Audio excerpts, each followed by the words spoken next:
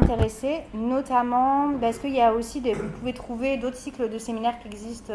Il y en a un à Lille, il y en a un en Belgique sur la question plus. Il y en a un qui s'appelle par exemple Prendre le vivant politique, qui est plus sur des approches en philosophie, en économie morale, en éthique de ces questions-là. Mais il y a, enfin en tout cas j'ai l'impression, on va voir cette année, mais il y avait peu de séminaires vraiment en sciences sociales, donc sociologie, anthropologie principalement, ou histoire, qui portent sur des restitutions d'enquête et un travail situé et pratique. Voilà, qu'est-ce que j'ai écrit là. Donc, moi, j'ai essayé de faire une mailing list un peu des participants intéressés. Donc, normalement, vous avez dû recevoir un mail hier que j'ai envoyé. Si vous ne l'avez pas eu, il faut me dire, ça veut dire qu'il faut que je vous rajoute dans la mailing list. Les infos, elles sont sur le site du CRS. S'il y a des changements et tout, j'essaye de mettre à chaque fois à jour, mais des fois, j'envoie des mails aussi. Voilà. Et après, ce qu'on voulait vous parler pour finir avec ça, c'est que l'idée des séminaires, donc c'est qu'il y aura toujours à peu près une intervention d'un chercheur, une chercheuse, jeune chercheur, jeune chercheuse, d'une séance, et après on laissera du temps à des questions et des échanges. C'est toujours comme ça que ça se passe, à peu près quoi. Enfin, il peut y avoir des formats différents hein, selon ce que veut faire l'intervenant, mais souvent ça se passe comme ça dans les 2 heures là qu'on a de 14 à 16. Et du coup, on s'était dit avec Germain qu'on voulait vous proposer cette année la possibilité de préparer les séances en amont. Donc, c'est 1 fois par mois les séances, donc il y a quand même du temps. Préparer les séances en amont par des lectures, notamment qu'un petit groupe, vous verrez en fonction du programme de l'année, puisse un peu se constituer, alors une ou plusieurs personnes, pour voilà, essayer de mieux savoir qui va être l'intervenant qui va venir discuter de ses recherches, lire potentiellement ses travaux, et du coup préparer un peu la session des échanges et qu'on laisserait la parole en premier, quoi, en priorité à ces personnes, pour pouvoir faire un peu voilà, une discussion, lancer la discussion autour de leurs travaux, avec un temps dédié là-dessus. Et du coup, ce qui va peut-être intéresser certains, c'est que pour valider le séminaire comme un enseignement à l'ENS, pour ceux qui en ont besoin, donc il y a une possibilité pour les doctorants, mais je pense qu'il n'y en a pas là, c'est qu'on peut faire des attestations de présence. Et pour ceux qui ne sont pas... ceux qui veulent valider pour l'ENS, il faut à la fois donc, faire une fois cette préparation de séance, mais aussi écrire un compte-rendu d'une séance. Voilà, j'aurai le temps de revenir là-dessus, mais globalement, c'est écrit en 4-5 pages. Faire le compte-rendu de ce qui s'est dit, des perspectives qui ont été discutées, faire des ajouts avec la littérature. Donc ce qui peut être bien, c'est de faire à la fois la même chose, c'est-à-dire à la fois préparer la séance et faire le compte-rendu sur un même intervenant. Moi, je me dis peut-être ça vous simplifie le travail. Mais bon, en fonction de voilà comment se déroule la séance, c'est vrai que tu disais que peut-être vous auriez envie de changer. Mais voilà, en tout cas, il y a, je ne sais plus combien on a de séances, mais peut-être 8 ou 9. Et du coup, voilà, l'idée, c'est de choisir une séance et de pouvoir faire un compte-rendu. Ça, c'est la méthode de validation. Voilà. Pour ceux que ça intéresse. Est-ce qu'il y a des questions sur ces modalités un peu pratico-pratiques ? Ça va ? Voilà, c'est rien de compliqué et en tout cas... Et pour ce qui est de la préparation des séances, on pourra vous fournir des ressources, des articles, des chapitres, voilà, en discussion avec les intervenants et intervenantes. Ouais. Donc là, peut-être qu'on va prendre le programme tout à l'heure. S'il y en a qui savent déjà qu'on a envie de préparer quelque chose, on va vous présenter les intervenants. Ça peut être bien de du coup nous le signaler, quoi. On peut en parler à la fin, voilà, qui a envie de venir. Voilà. Est-ce que j'ai oublié quelque chose, Germain, sur le pratico-général de présentation ? Non, je pense que c'est bon. Ça va ? Tu n'as pas parlé de la journée d'études, mais je ne sais pas si c'est le moment. Oui. Peut-être tout à l'heure. Oui, en fait, on s'est dit que, donc on peut juste le dire maintenant, qu'on est dans cette 2e année, que nous on a appris des choses l'année dernière, qu'on continue cette année, mais qu'on ne sait pas trop si le séminaire aura vocation à poursuivre l'année prochaine, en tout cas pas forcément, et que du coup l'idée c'est qu'à la fin de l'année, on organise la dernière séance de juin, ce soit une journée, je pense que ça va être une journée plutôt qu'une demi-journée, mais en tout cas d'avoir un temps plus long de discussion de tout ce qui s'est passé pendant les 2 ans, notamment en réinvitant des intervenants qui sont déjà venus, en faisant un peu le bilan, et du coup voilà, il y aura, normalement c'est le 14 juin, mais bon, il faut qu'on vérifie encore les dates, on vous le dira, voilà, de bloquer votre journée si ça vous intéresse, de vraiment voilà, pouvoir discuter, nous faire le bilan et voir qu'est-ce qu'on tire de tout ça, quoi. Ce qu'on espère, c'est que certains d'entre vous qui le souhaiteraient, qui souhaiteraient un peu se familiariser avec l'exercice d'organisation de ce type d'événement, puissent aussi participer. Mais bon, ça, on aura l'occasion d'en reparler et ce sera pas du tout obligatoire. Oui, tout à fait. Voilà, c'est l'occasion aussi. Voilà, s'il n'y a pas trop d'autres questions, je comprends pas pourquoi ça passe comme ça. Peut-être tu dois le mettre en mode présentation. Ouais, je pense. Hein. C'est où déjà? Affichage, mode plein écran. Ouais. Et voilà, généralement je te laisse la parole, alors j'avais bien assez parlé pour... je te mets là. Ouais. Peu importe. Ouais. Pour faire un petit retour donc, sur tout ce qui s'est passé. En effet, ouais. Se sent haut. Alors du coup, moi je voulais faire un retour en fait sur les séances de l'an dernier, simplement parce que le séminaire de l'an dernier et celui de cette année sont vraiment en continuité. Une bonne partie des questions qu'on souhaite aborder cette année et comment on a choisi les intervenants répond ou complémente en fait la façon dont on l'avait construit l'an dernier. Donc juste pour que je sois bien sûr, qui avait suivi le séminaire de l'an dernier? Surtout parce qu'Amandine elle n'est pas là. Ouais. Donc une seule personne. Bon d'accord, donc désolé, ce sera pour vous peut-être un petit peu plus réchauffé, mais voilà, pour les autres, ça vous permettra de voir un petit peu où on en était. J'ai présenté les séances, on ne va pas forcément rentrer dans le détail de chacune et aller loin dans la discussion, mais bon, n'hésitez pas à poser des questions si vous en avez. Et on n'avait pas enregistré l'an dernier, parce qu'on se posait un peu des questions, enfin bon, bref, pour diverses raisons. Donc il n'y a pas d'enregistrement de ces séances, elles sont passées. Cependant, on va sur une Dropbox ou un Google Drive, voilà, on trouvera un moyen, mettre des articles ou des chapitres quand ils existent, qui reprennent un petit peu les éléments que les intervenants ont présentés. Comme ça, s'il y a des choses qui titillent votre curiosité, vous pourrez aller revoir ça. Donc notre première séance de l'an dernier, donc il y a un an, c'est la seule qu'on a fait, non, c'est une des deux seules qu'on a réussi à faire en présentiel. C'était donc moi et Gaël qui avons introduit le séminaire un petit peu à la manière dont on le fait aujourd'hui. Et on avait gardé 1 heure ou 1 heure et demie pour présenter aussi nos recherches personnelles. Du coup, moi j'étais d'abord revenu sur mes recherches qui sont déjà un petit peu anciennes, mais sur ces questions de prolifération de campagnols terrestres dans le massif du Jura, partie française, donc pas juste le département, en fait ça regroupe 3 départements, c'est dans le massif dont on parle. Donc là, ce que j'avais essayé de mettre en avant, c'est donc le campagnol terrestre, c'est ça, c'est un rongeur qui a toujours proliféré, mais qui depuis les années 50 prolifère de manière de plus en plus forte et de plus en plus prononcée et régulière, et qui détruit en fait les pâtures qu'on trouve dans cette région. Or, c'est une région d'élevage laitier, on y produit des fromages AOP à haute valeur ajoutée, du comté, etc. Et donc une pâture détruite, c'est un éleveur qui ne peut pas, s'il importe par exemple d'autres types de grains, ne peut pas demander l'AOP pour son lait, et donc a toute une série de problèmes économiques qui s'en suivent. Or, ce qu'ont montré des recherches plutôt du coup en écologie du paysage, historique, c'est que ces proliférations augmentent au fur et à mesure que les paysages du massif se sont homogénéisés dans la seconde moitié du XXe siècle. Donc au fur et à mesure que l'élevage en fait, laitier est devenu vraiment prédominant, alors qu'une agriculture plus mixte existait auparavant. Il y a vraiment cette lecture croisée donc, de ce phénomène écologique, non voulu bien entendu, et puis d'une amélioration entre guillemets donc, de ces paysages, d'une modernisation en fait, de ces paysages du fait des politiques agricoles de la seconde moitié du XXe siècle.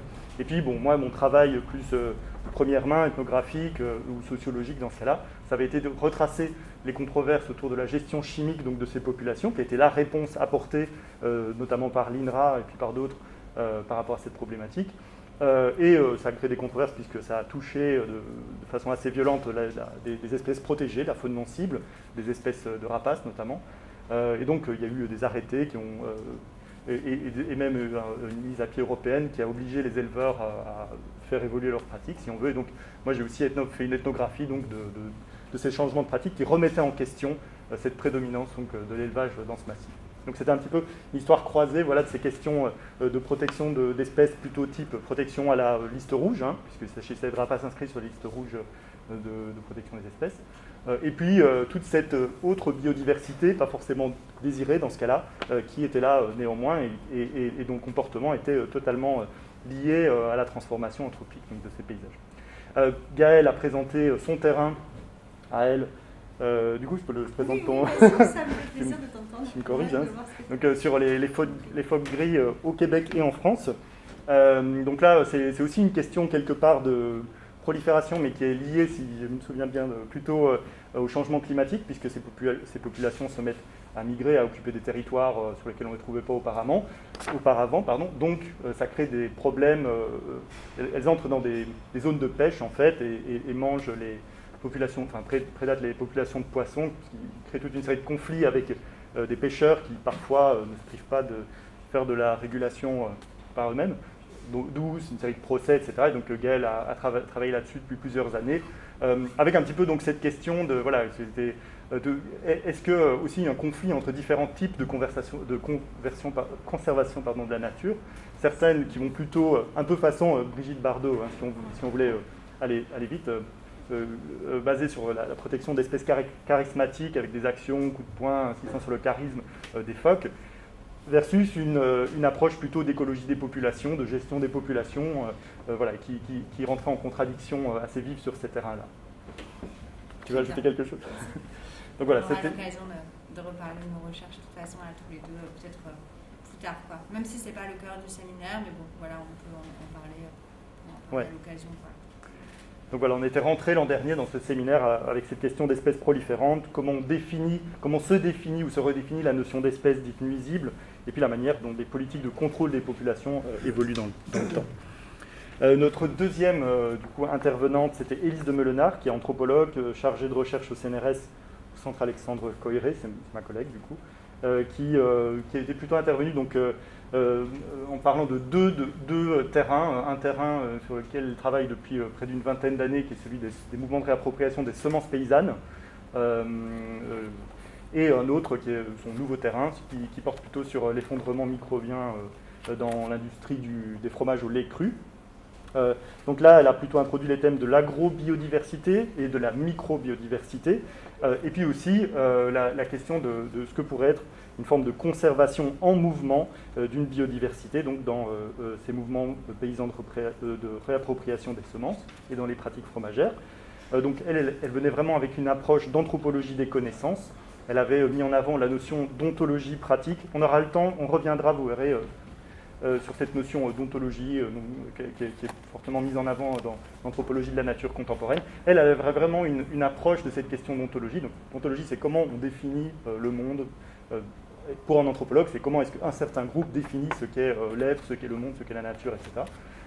Elle ancre vraiment sa description de ça et son étude de ça dans une étude de pratique et d'outillage, de dispositif, plus que de voir ça comme une forme de représentation de ce que serait le monde ou de voir ça comme enchâssé prioritairement dans des discours.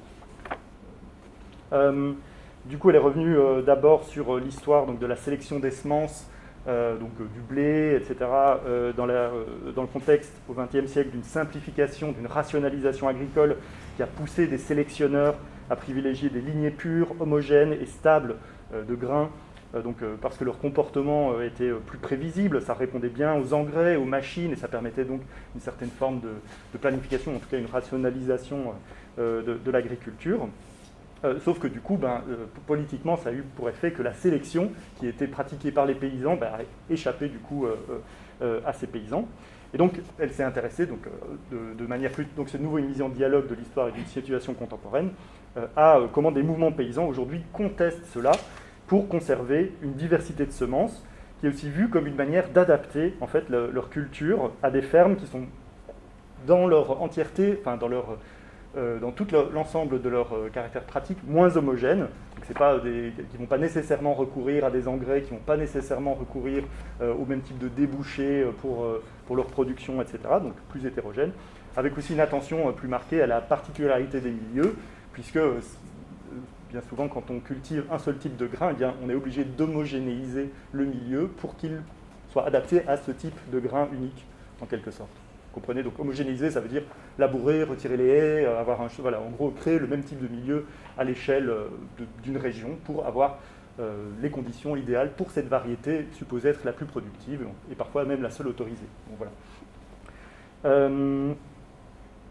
Alors, ce qui est intéressant, c'est qu'elle montrait que même dans ces mouvements paysans, on retrouvait des visions opposées de la conservation. Donc ici, on parle de conservation pas au sens d'aire naturelle protégée, mais vraiment de semences.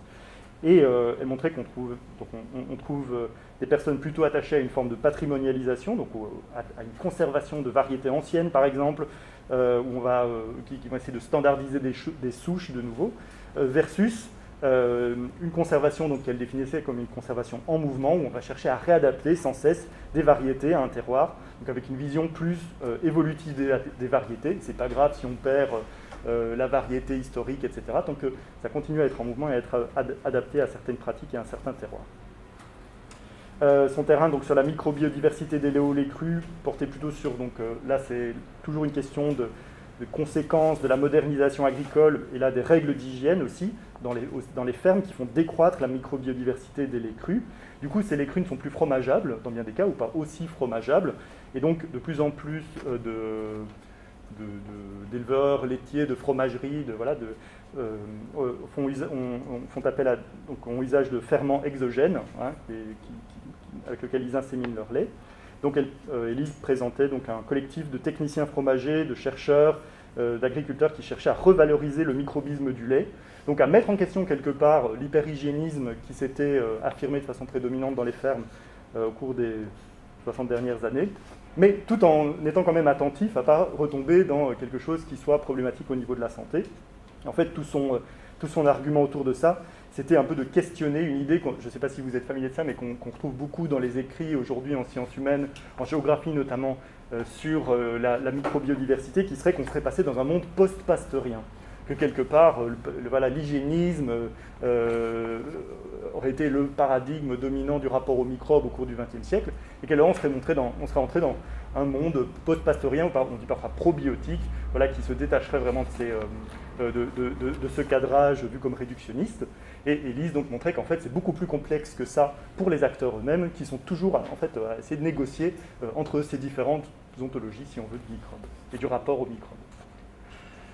Voilà, elle était aussi revenue, mais bon, je ne vais peut-être pas rentrer dans les détails, sur des oppositions entre sciences, qu'on retrouve beaucoup en anthropologie, entre LEX et Local Ecological Knowledge, donc les savoirs écologiques locaux, et les savoirs scientifiques. Souvent en anthropologie, on retrouve un peu une opposition entre les deux. Si vous lisez Lévi-Strauss, c'est assez marqué, quoi. Vous avez les savoirs locaux et puis les savoirs scientifiques qui seraient abstraits, qui ne seraient pas des savoirs pratiques, mais plutôt quelque chose de beaucoup plus idéalisé, etc.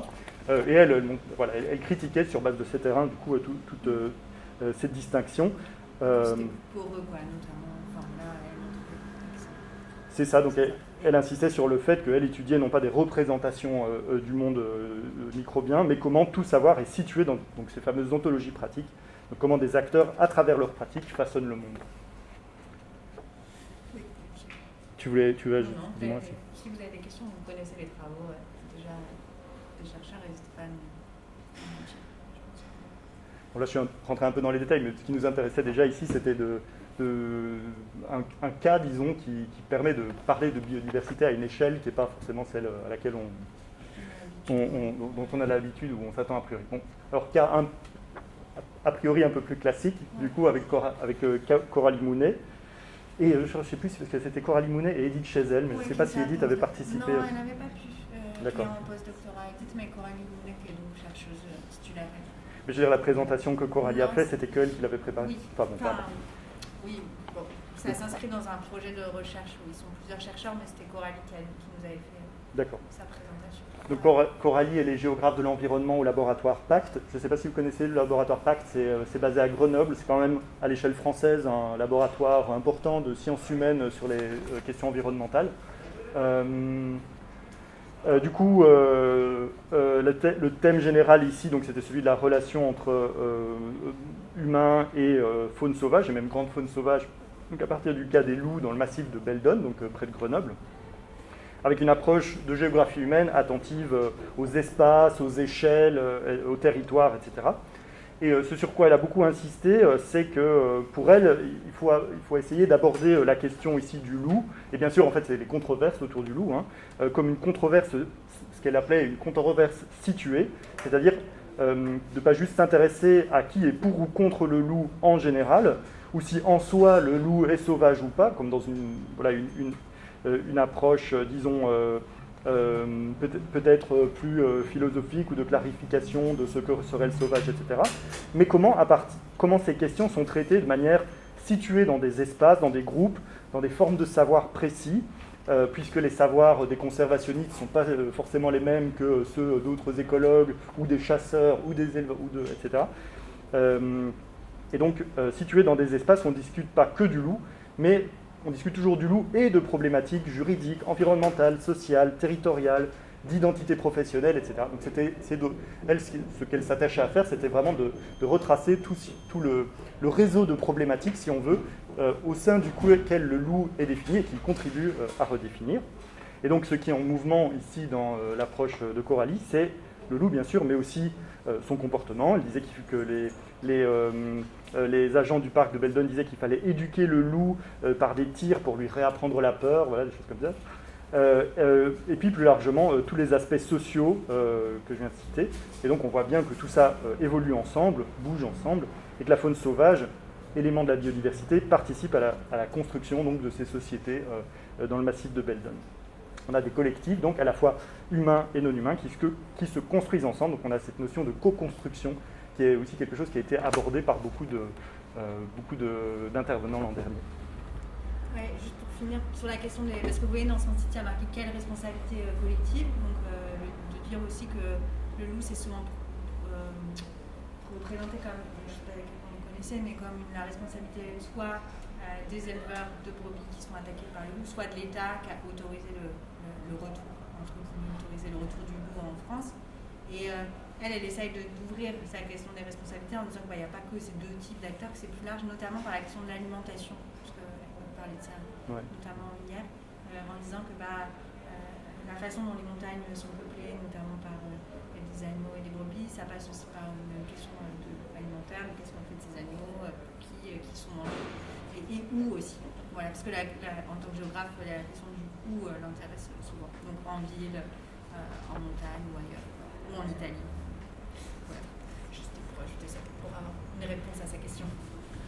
Alors ensuite, on a vu l'intervention de Guillaume Blanc, qui est notre plus grand succès en termes d'audience l'an dernier, puisque Guillaume Blanc avait quelques mois avant sorti son bouquin « L'invention du colonialisme vert, histoire de nature et pouvoir ». Non, le titre de son bouquin, c'est pas ça, si. C'est « L'invention du colonialisme vert pour en finir avec le mythe de l'Éden africain », qui avait fait pas mal de bruit, qui avait attiré des tribunes, enfin des réponses sous forme de tribunes dans le monde de responsables de l'UICN et de l'UNESCO, enfin bon. Et parce qu'il les attaquait quand même assez frontalement. Donc lui, il est historien, actuellement maître de conférence à l'université de Rennes 2.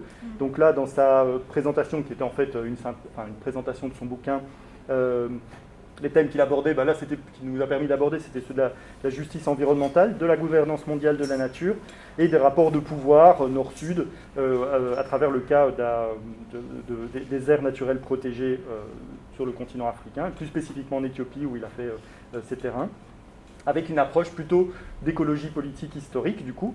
Donc il revenait sur la manière dont les politiques de protection de la nature menées dans la seconde moitié du XXe siècle par l'UNESCO, le WWF ou l'UICN dans les parcs nationaux d'Afrique reposent sur une vision de ce continent qui est héritée de la période coloniale et qui consiste en fait à naturaliser le territoire africain, à le figer dans l'image erronée d'un continent sauvage, naturel, dégradé par ceux qui le peuplent. Donc ça, pour lui, ce qu'il montrait, c'est que ça remontait au mythe colonial, à des mythes coloniales comme celui qui opposait le bon chasseur blanc au chasseur braconnier africain qui décime la faune locale, etc. Et donc s'accompagne de l'image d'une nature africaine immaculée, sans humains, menacée par la surpopulation locale, et image perpétuée donc pour lui à travers jusqu'à aujourd'hui, donc notamment des documentaires animaliers, dans des films, il citait Le Roi Lion par exemple, ou dans les safaris qu'on vend aux touristes occidentaux donc, qui viennent visiter ces parcs. Alors, ce qui était intéressant, c'est qu'il montrait, il avait dans des travaux précédents aussi étudié la patrimonialisation de la nature en France et au Québec, et il montrait qu'en France par exemple, c'était très contrasté par rapport à ça, puisqu'on valorisait justement la présence humaine, séculière, très ancienne dans ces territoires, et le fait que les humains avaient façonné ces territoires, et ce n'est pas du tout la même chose dans le cas de ces parcs africains. Ce qu'il montrait, c'est que cette continuité entre... je pense que c'est par là, madame.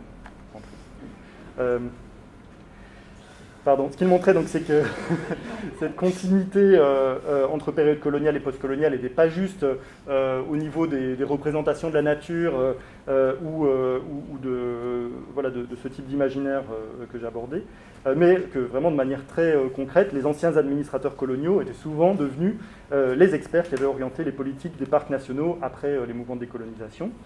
Et donc, ce qui montre, c'est que toute cette histoire aboutit à toute une série de violences qui passent par toute une série de contraintes imposées aux populations locales, qui vont de la sédentarisation forcée à l'expulsion pure et simple.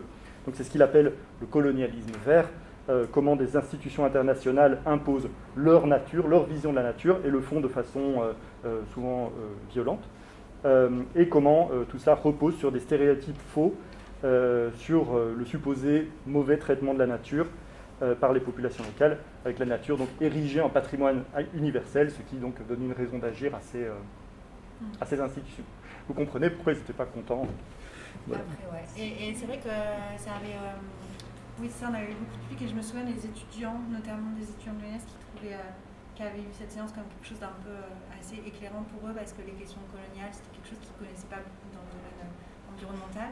Et donc là, c'est le moment de faire ma petite pub, mais il y en a qui savent, le mercredi matin, moi je donne un TD d'écologie politique, et donc la séance de demain notamment porte sur les questions du rapport entre colonialisme et environnement. Voilà, je sais pas qui viennent, c'est les mercredis matins. Voilà.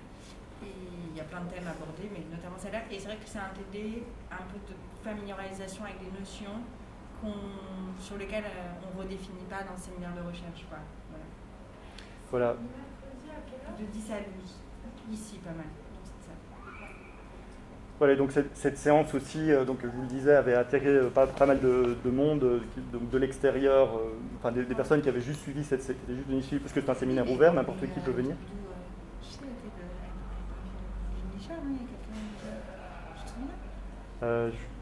il y a Je ne sais plus aussi exactement. des gens d'organisations non gouvernementales qui étaient venus suivre le séminaire. Ouais. Et du coup, des personnes comme ça qui n'avaient pas du tout qui venaient d'ailleurs, avaient un peu monopolisé le temps de questions avec des questions à rallonge, où ils faisaient plus la promo de leur organisation, des trucs comme ça. Et les étudiants ou les fidèles du séminaire avaient été complètement squeezés. Et c'est ce qui nous a fait décider que cette année, voilà, il y aurait ce système de préparation, et puis peut-être probablement 15 minutes au début des questions-réponses qui seront réservées à vous et aux personnes qui ont préparé, avant d'ouvrir la parole aux chercheurs ou qui seraient éventuellement présents ici. Bon, voilà. Ouais, parce comme que ça, vraiment, vous le savez. le but, c'est quand même de favoriser les discussions et les échanges, quoi. Donc, on sait bien que des fois, c'est pas facile de prendre la parole selon le public, les personnes déjà présentes, etc. Donc, on a essayé d'imaginer ce système-là. C'est ça. Pour essayer de rendre les choses un peu... On n'efface pas les différences, hein. On essaie de trouver des petits dispositifs. Ouais. Du coup, notre séance de février, c'était Rémi Beau, qui est philosophe, chargé de recherche CNRS, et il est basé à IS Paris, qui est l'Institut d'écologie et des sciences de l'environnement. Donc il est philosophe dans c'est pas un labo, c'est un institut qui regroupe plein de labos, mais vraiment d'écologie, du coup. Il est venu présenter lui aussi son bouquin, qui était Éthique de la nature ordinaire, même s'il a un petit peu débordé. Le thème ici, donc lui il est vraiment plutôt dans une approche d'éthique environnementale. Ce qu'il voulait apporter comme questionnement, c'était des questionnements donc, autour des nouvelles catégories du sauvage, autour des reconfigurations des manières d'étudier le sauvage en écologie, en biologie de la conservation, mais aussi en éthique environnementale, en humanité environnementale. Donc il y avait conceptuellement, c'était vraiment ça apportait vraiment un cadrage, une forme de prise de recul qui était bienvenue dans ce séminaire, puisque c'est le seul philosophe en fait qui est intervenu l'an dernier. Donc son approche d'éthique environnementale, pour les philosophes d'entre vous qui connaissent, c'était principalement inspiré donc, de personnes comme Catherine Larère, qui avait été sa directrice de thèse, mais aussi des anglo-saxons comme Caroline Merchant, William Cronon, Val Plumwood. Vous voyez un peu les philosophes, voilà. Et donc il revenait, lui, sur la manière dont ces auteurs questionnaient des dichotomies encore persistantes, comme celle entre nature sauvage ou nature ordinaire, nature proche, nature lointaine, entre dynamisme et fixisme en écologie et dans les sciences de la conservation, etc. Et donc il revenait sur la manière dont une attention au sauvage ordinaire, qui pour lui, son exemple c'était principalement les friches urbaines, permet de reconfigurer cette pensée du sauvage. Là où, alors il rejetait à la fois l'éthique dite classique de la nature basée sur une absence de lien, donc la nature comme ce grand dehors, quelque chose qui serait supposé ne pas avoir de lien avec les humains et les sociétés humaines. Donc pour lui ça s'est dépassé, mais il rejetait aussi quelque part, il questionnait aussi une éthique plus récente qui serait celle du commensalisme, de la symbiose, qu'on retrouve parfois avec l'idée de la friche justement, comme image du bien vivre dans l'anthropocène, etc. Donc lui, il insistait sur le fait que la cohabitation avec le vivant, notamment sur les friches, était risquée. Il avait pris l'exemple du Covid-19, voilà, qui était très... On était en plein dedans. Je pense On était en plein dedans. Non, on était entre deux confinements, je crois. Et donc, merci pour l'apport. Il proposait donc à partir de là une éthique relationnelle pour penser le sauvage, où l'éthique serait plutôt la recherche du bon lien, du bon partenariat avec le non-humain, etc. Et donc on retrouve un peu les préoccupations qui étaient aussi celles de Coralie Mounet, d'Élise de Meulenard, mais avec une approche du coup plus éthique, plus à la recherche de ce que serait dans l'absolu un bon lien, plutôt que dans une description en fait de comment des acteurs cherchent ces liens de manière concrète sur un territoire. Ensuite, en mars, on avait reçu Cécilia, alors je ne sais plus comment Clay. Ah oui, parce qu'elle a... Oui, bon, ouais. Elle avait dit d'ailleurs elle-même que personne ne savait prononcer son nom, mais voilà. Donc, elle est sociologue au LPED, donc Laboratoire Population, Environnement, Développement à Marseille, qui est un laboratoire interdisciplinaire. Là, le thème, c'était de nouveau celui des proliférations d'espèces et de leur gestion. Et puis, elle avait aussi abordé des questions relatives à l'interdisciplinarité, puisqu'elle-même s'inscrit dans une pratique interdisciplinaire, parce que tous ces projets ont été menés de front avec des écologues, des biologistes, des zoologues. Donc, son approche, c'est plutôt une approche de sociologie des risques. Elle s'intéresse à la manière dont le risque est géré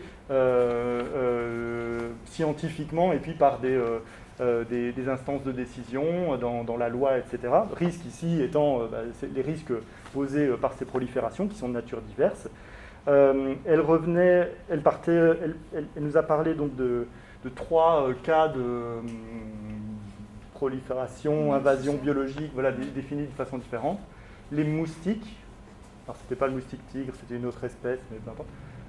Némiopsis, qui est une méduse, je crois, c'est ça. Et Homo maritimus, puisque de plus en plus, il y a des acteurs du monde de la conservation qui disent que leurs parcs naturels sont surfréquentés. Bon, elle était un peu revenue là-dessus, et du coup en France, là, hein, pas en contexte postcolonial. Donc elle avait un peu parlé de la controverse qui date qui dure depuis les années 80 sur la définition en fait des termes. Est-ce qu'il faut parler d'invasion? Il y a eu toute une polémique là-dessus aux États-Unis dans les années 90. On a parlé de démilitariser le vocabulaire de l'écologie. On s'est mis à parler de prolifération ou de versatilité pour être moins, avoir un terme qui était moins dans le jugement de ces comportements. Bon, elle, ce sur quoi elle insistait, au-delà de l'intérêt de retracer ces polémiques pour comprendre en fait le monde de l'écologie aujourd'hui, c'était de toujours mettre en fait ces dynamiques en lien avec des trajectoires de territoire. De nouveau, ça rappelle ce qu'en disait Coralie Mounet. Donc elle montrait bien ça, par exemple, avec le moustique. Voilà, c'était le Aedes aegypti pour les connaisseurs, dont la trajectoire, on va dire, enfin, la diffusion est très liée à des dynamiques d'urbanisation et va rapidement déboucher sur une stigmatisation sanitaire de quartiers pauvres, notamment dans les Antilles, où en fait la présence de ce moustique est liée à une occupation un peu plus dense et à un certain microclimat dans les zones plutôt basses de ces îles, qui ont une topographie assez... voilà, c'est souvent des îles volcaniques. Et donc,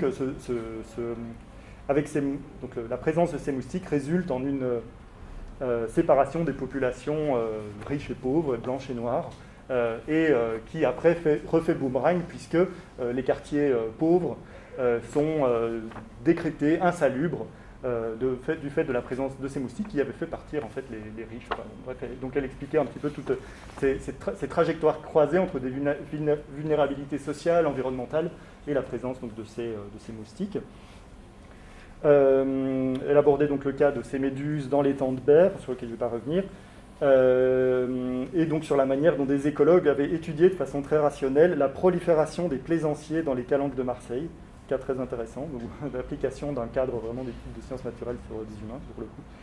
Et elle montrait donc la mise en tension entre ces objectifs de protection de la nature et des objectifs de démocratisation des pratiques récréatives autour de la fréquentation des aires naturelles. Puis elle aussi en parlait pas mal dans un contexte Covid-19 où il s'est dit, alors ce sera vérifié, que les espaces naturels auraient été de plus en plus fréquentés au cours de cette année et demie où ce qui est un peu dit médiatiquement dans les discours, c'est que les urbains, ne trouvant plus un intérêt à être en ville avec les séries de restrictions, ont beaucoup occupé les milieux naturels, quoi. Ouais. Oui, voilà, avec le parc naturel des Calanques qui avait fait une campagne de publicité en disant les Calanques, ça se mérite. On voyait des gens qui faisaient de l'escalade, des choses comme ça. Donc, on pouvait se dire que qui est-ce qui ne le mérite pas, du coup? Enfin, c'est les classes populaires qui n'ont pas ces mêmes pratiques récréatives, etc. Voilà, il y avait eu tout un débat autour de ça. Il est 15h, Germain. D'accord, moi j'en ai encore 3. Ouais. Donc après, on entre vraiment dans 3 interventions beaucoup plus anthropologiques, pour nos 3 dernières interventions, ce qui est un peu ce qu'on va moins avoir cette année en réalité. D'abord avec Florence Brunoy-Pazina, donc, qui est ethnologue au laboratoire d'anthropologie sociale, donc, qui est le laboratoire où il y a Philippe Descola, que vous connaissez sans doute, voilà, qui nous parlait donc de son terrain avec les Kazoas, peuple de Papouasie-Nouvelle-Guinée. Et elle, ce dont elle était venue vraiment nous parler spécifiquement, c'était donc de la sociabilité multispécifique et de l'apprentissage d'un savoir-faire interspécifique chez les Kazoas, pour qui être humain, c'est la définition de ce que c'est être humain, c'est savoir-être dans le monde, et ce monde est vécu comme partagé avec toute une série d'espèces, d'existants, que nous on décrirait donc comme naturels, mais qui eux font partie de la société Kazoa.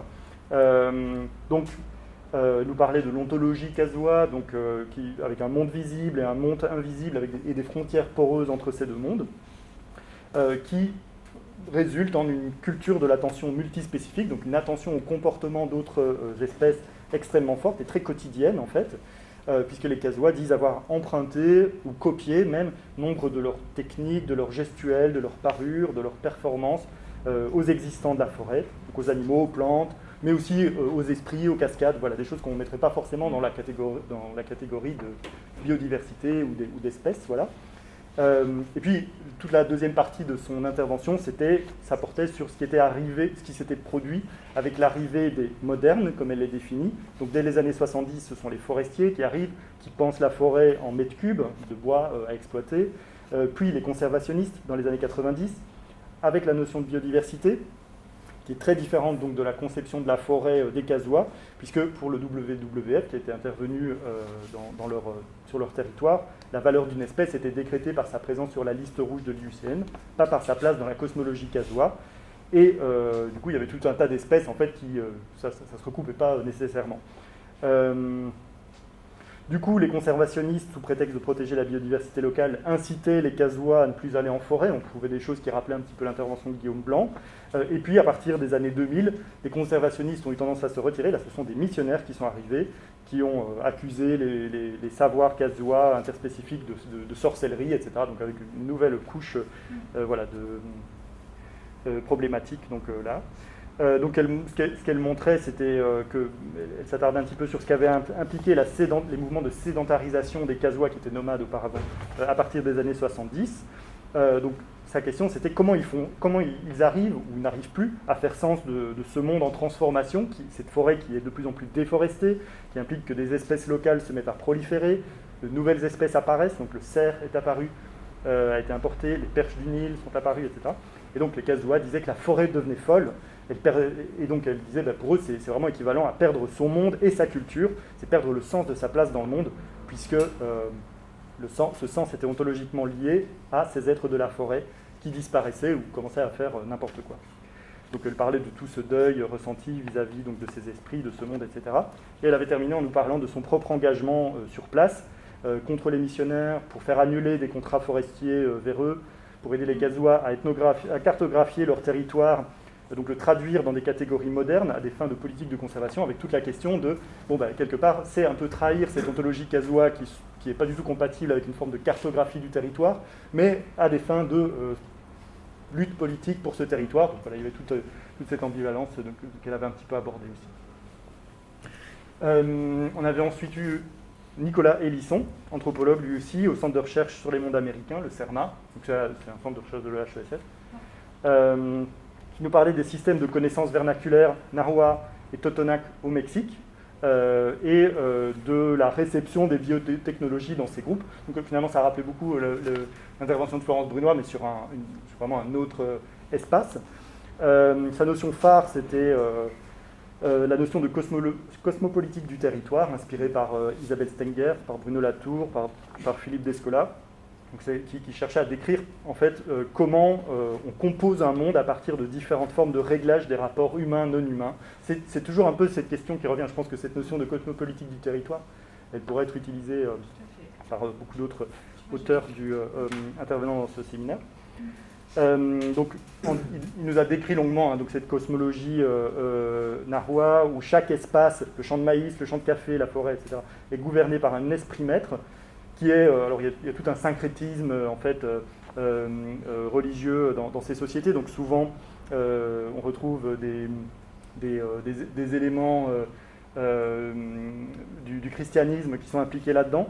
Donc par exemple, la Vierge de Santa Cruz protège le champ de café. Enfin voilà, il y avait toute cette question-là. Donc les esprits tutélaires, parfois on a l'impression qu'on est face à des catholiques pratiquants, mais c'est vraiment réinséré dans d'autres choses. Il montrait donc comment ces modes de connaissance de la nature étaient liés à des configurations ontologiques, donc dans ces relations entre humains et non humains. Et ce qu'il montrait, c'est que les maïs OGM qui sont apparus sur cette scène donc à partir des années 2000 ne sont pas considérés par les Totonacs et les Nahua comme ayant donc une force vitale ou comme étant liés à ces esprits du territoire. Et donc leur présence, pour eux, empêcherait même cette libre circulation des cycles de vie et de mort, ce qui entraîne la mort des maïs locaux. Donc en gros, c'était comment est-ce que, dans cette ontologie, on fait sens de ces changements socio-économiques donc, sur un territoire. Donc comment est-ce que des maïs OGM ou des projets miniers venaient à être décrits comme des projets de mort. Et donc on ne peut pas comprendre quelque part les luttes environnementales qui se déploient sur ces territoires sans comprendre en fait cette ontologie Nahua, qui est ce qui donne motivation donc, à leur mobilisation. Il nous parlait par exemple aussi du fait que des ONG avaient voulu aider ces populations en développant des banques de semences locales, un peu comme ce dont Élise de Meulenard nous avait parlé dans la première séance, la deuxième séance, mais ça n'avait aucun sens pour les Nahua parce que c'était dissocié quelque part de leur culture, de leur quotidien, des espaces qu'ils cultivaient, donc ça n'avait pas pris quelque part. Et donc ce qui montrait aussi, et ça c'est valable pour je pense la plupart des luttes indigènes en Amérique latine aujourd'hui, c'est comment des discours sur les ontologies informent donc c'est de plus en plus des luttes politiques et identitaires, avec un passage de luttes plutôt type mouvement comme Campesinos dans les années 80, fortement informé par le marxisme, commence à évoluer dans des discours plutôt bioculturels qui intègrent donc ce type de dimension. Et enfin, on avait terminé avec une séance où on avait projeté un film qui n'était pas sorti à l'époque, mais qui est sorti depuis, donc on va peut-être pouvoir revoir, bon, on verra. Un film d'Elisa Lévy, qui est réalisatrice, donc, qui s'appelait Composer des mondes, un film sur la pensée de Philippe Descola. Donc il présentait, comme son titre l'indique, la pensée de Philippe Descola, que je ne présente pas, vous voyez ouais, ok. Et qui la mettait en parallèle donc avec l'expérience concrète de Notre-Dame-des-Landes, que je ne présente pas non plus. Et donc ça alterne, en gros le film alternait un peu entre une mise en perspective du naturalisme tel que défini par Descola, donc qui serait en gros la pensée moderne selon laquelle le monde, la nature sont extérieurs aux humains, qui serait donc une caractéristique de l'ontologie occidentale à partir du XVIe siècle et qui aboutirait donc aux crises environnementales actuelles in fine.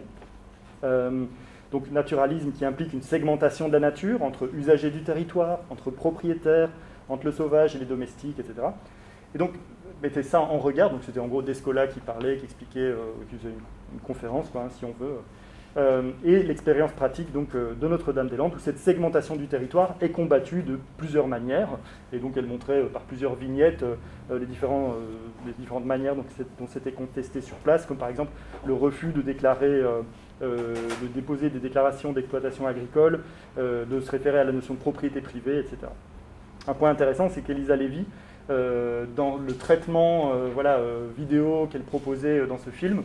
C'est l'image que essayer de donner voix aux non-humains, aux sangliers, aux arbres, et elle portait en fait toute une réflexion qui était vraiment intéressante, je trouve, sur les codes du documentaire animalier, en se demandant si le but d'un documentaire tel que celui-là n'est pas de donner à voir la nature ou la nature sauvage, donc c'est une chose que dans le naturalisme on pense pouvoir regarder de loin, alors qu'est-ce qu'on regarde et comment on le montre?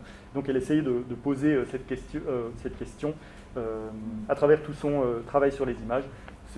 Certains d'entre nous avaient trouvé ça plus ou moins convaincant, mais en tout cas, ça avait posé cette discussion. Et peut-être pour dire, donc Sylvie, elle a vu le documentaire, notamment avec moi à Marseille, on en reparlera à l'occasion-là. Donc, il y a plein de...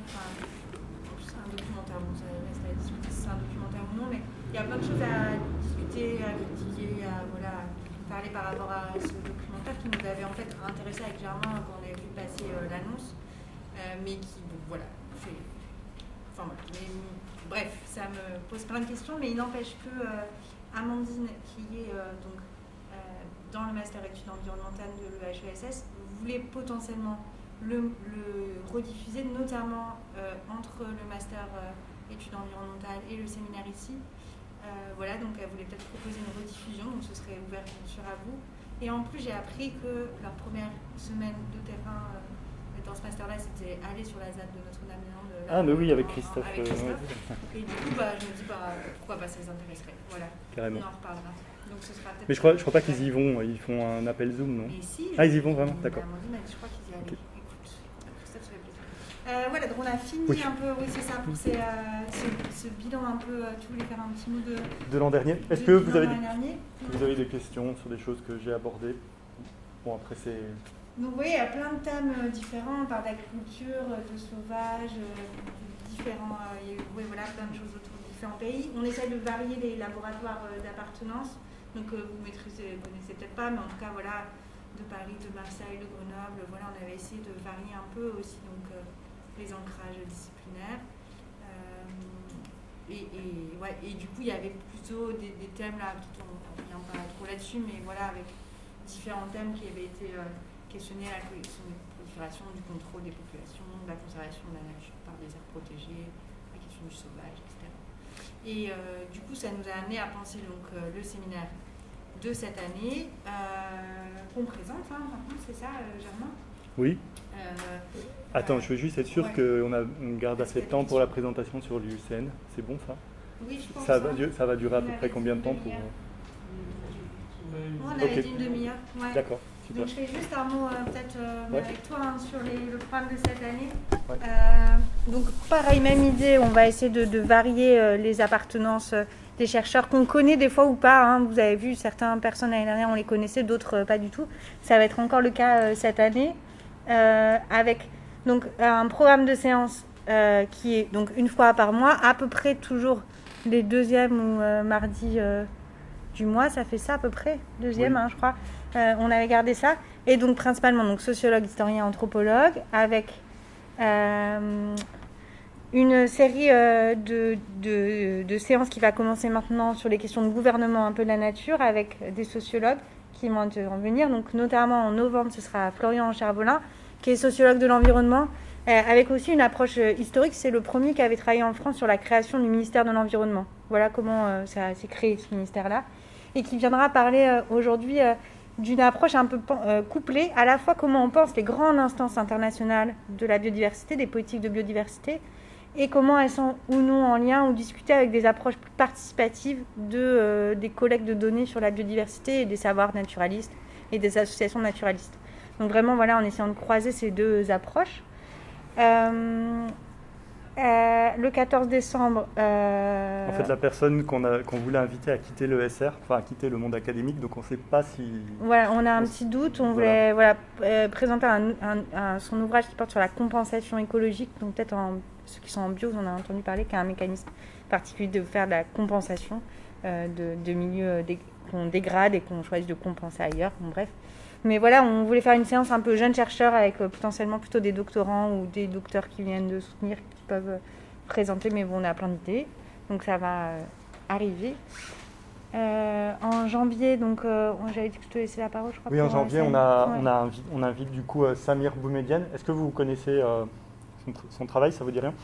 En fait, c'est un historien qui est basé actuellement à Rome, mais je crois qu'il a fait son parcours plutôt à Lyon, qui a écrit un gros bouquin sur la colonisation du savoir botanique. La colonisation du savoir, la colonisation par les plantes, ça s'appelle, je crois, son bouquin.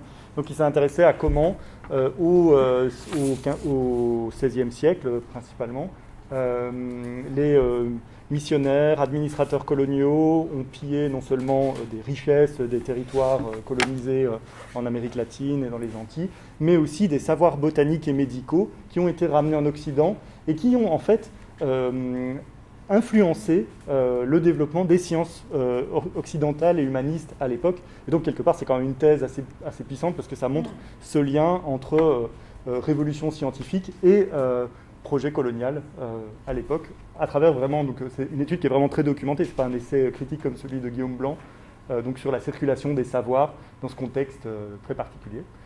Donc ça nous permettra de poursuivre un peu ces réflexions autour des questions coloniales. En février, il y aurait potentiellement une intervention de sociologues sur la question aussi du gouvernement de la nature et des approches, mais qui finalement vont sûrement pas venir. Et nous, ça nous permet d'avoir un mois où on se consacre à nos recherches de terrain, autant moi que Germain, et on trouvait ça important. Donc il n'y aura pas de séance sur place. Si jamais on va voir comment ça évolue, si on veut se retrouver un moment ou autre, pourquoi pas quoi. Voilà, mais en tout cas, on s'est dit qu'on ne faisait pas de séance en février, pour se laisser nous un mois de recherche de terrain. Et en mars, du coup, je te laisse la parole. Charlotte Brugge, il y a une erreur, elle n'est pas au CAC, elle est dans un labo à Bordeaux. Ouais. Elle est anthropologue, elle travaille du coup sur ce qu'elle appelle le microbisme. En gros, comment est-ce qu'une attention aux microbes infuse dans la culture aujourd'hui et dépasse en fait le monde strictement biomédical. Donc elle vient de sortir un bouquin collectif, elle va sortir bientôt le bouquin tiré de sa tête, enfin elle fait beaucoup de choses. Ouais. Et elle viendra nous présenter notamment, là elle travaille sur son HDR, donc son habilitation à diriger des recherches, qui est un mémoire qu'on écrit quand on est déjà chercheur confirmé pour après pouvoir encadrer des thèses, et elle nous a dit qu'elle était en période de rédaction là et qu'elle aimerait nous parler un peu de ses réflexions en lien avec l'écriture de ce mémoire. Voilà, donc quelque chose aussi peut-être un peu j'imagine, qui met en lien peut-être tous ces terrains, ou voilà, une approche un peu globale. Donc ça intéressant. Et en avril, Céline Pessis, donc, qui est historienne, postdoc actuellement à l'IFRIS, mais ça, je sais pas. Elle est rattachée au LISIS, en fait, qui est un laboratoire de sociologie environnementale et agricole, donc INRA et Université de Marne-la-Vallée. Ouais. Et l'IFRIS, c'est l'institution auquel appartient ce labo, c'est le LABEX en fait, enfin, bon, peu importe. Et elle travaille donc plutôt sur l'histoire des savoirs et des sciences, et notamment sur l'histoire des conceptions, enfin des approches microbiennes du sol. Donc ce qu'elle a montré, c'est qu'on a tendance à se dire l'écologie des sols, c'est quelque chose qui émerge vraiment à partir des années 80, 90, et qui se met qui détrône une approche vraiment physico-chimique du sol à partir de ce moment-là. Et ce qu'elle montre, c'est qu'en réalité, la science des sols des années 30 et même avant était vraiment une science d'écologie des sols très attentive aux organismes et micro-organismes qui font les sols. Et ce qui l'intéresse, du coup, c'est pourquoi est-ce que ce champ de savoir a été diminué, invisibilisé dans l'après-guerre. Et donc, ce qu'elle montre, c'est que c'est très lié à la volonté, de développer, à l'émergence de l'INRA comme outil de savoir au service d'une modernisation agricole, qui ne sait pas trop que faire de ces savoirs et qui donc met plus en avant cette conception physico-chimique du sol plus apte à être, plus compatible avec des programmes industriels de développement des engrais, etc. Et donc elle viendra nous parler de ces recherches-là, mais elle fait un zoom sur les premiers réseaux d'agriculture biologique, et je crois que c'est juste après, à la sortie de la guerre, en fait juste après-guerre, que c'est ça la période qui va l'intéresser. Oui, et vous avez peut-être vu passer son nom parce qu'elle va animer un séminaire entre l'UNES et d'autres institutions sur la question des matérialités. Voilà, pour ceux que ça intéresse. Et donc en mai, on ouvre la séance à un écologue, donc un biologiste qui s'appelle Yves Ménard, qui est dans un laboratoire à Paris, qui réfléchit depuis plusieurs années sur sa pratique de l'écologie et de la conservation de la nature. Donc il est à la fois chercheur, mais il a aussi travaillé dans des bureaux d'études qui mettent en place des projets de conservation de la nature, de dispositifs, de schémas, etc. Et de plus en plus, il réfléchit à la question de la mise en place à la fois de ces savoirs scientifiques d'écologie dans la société, et notamment du lien entre ces savoirs que lui il élabore dans les laboratoires et ceux qui sont mis en place sur des territoires politiques, donc avec notamment, il mène des travaux avec des élus notamment, et donc en ce moment il développe une approche qui est vraiment en cours de réflexion autour, en s'inspirant des travaux de Michel Foucault autour de la question des liens entre savoir et pouvoir, et il essaye de discuter ça, cette approche foucaultienne des savoirs notamment, avec la question de la biologie de la conservation. Voilà, donc c'est un peu nouveau. Voilà, nous aussi, ça va susciter, je pense, pas mal de discussions et de débats, mais on trouvait ça intéressant de proposer ça, notamment pour les étudiants en biologie qui viennent au séminaire, de réfléchir un peu avec un écologue, notamment. Qui se présente comme ça, de formation en écologie. Et donc le 14 juin, on en a déjà parlé, donc une journée d'études du séminaire qui va reprendre sûrement un peu l'ensemble de ces questions. Voilà, on espère que ça vous intéresse. Vous verrez, il y a un peu des thèmes qui vont se retrouver. Donc à la fois la question du gouvernement de la biodiversité à différentes échelles, la question des liens à la médecine, au corps, à la santé. Ça c'est nouveau du coup. Ouais, c'est nouveau par rapport à l'année dernière, on n'avait pas. La question agricole qu'on avait déjà traitée et qui continue, les questions coloniales et post-coloniales. Voilà, donc, et vraiment, c'est avec cette approche autour des questions de santé et de représentation du corps qui seront intéressantes. Voilà, on espère que ça vous intéresse et que vous viendrez nombreux. Et du coup, après, on discutera tout à l'heure de peut-être si certaines savent déjà, s'ils ont envie de participer à la préparation d'une séance en particulier. Voilà, on peut déjà échanger tout à l'heure. Donc le programme, il est sur le site web du CRS. On n'a pas encore vraiment fait de grosse diffusion académique de ce programme de séminaire, mais voilà, ça va être prévu bientôt, mais c'est déjà en ligne sur Internet, sur le site web de l'ENS ou du CRS. Voilà. Ok, j'espère qu'on ne vous a pas trop fait embrouiller avec toute la présentation de toutes ces recherches différentes. Mais bon, en fait, vu que nous, on continue un peu à avancer, on avait besoin de faire un peu ce point d'étape avec vous qui venez de rejoindre le séminaire cette année. Et l'idée un peu de cette dernière partie de séance, c'est de se focaliser sur quelque chose d'un peu précis, qui est notamment une institution de conservation, qui se présente comme une institution de conservation de la nature à l'échelle mondiale, qui s'appelle notamment l'Union internationale pour la conservation de la nature. Alors, je vais dire 2 mots d'introduction, je ne vais pas être trop longue, je vais peut-être être un peu plus courte que ce que j'avais prévu pour laisser la parole aux étudiants.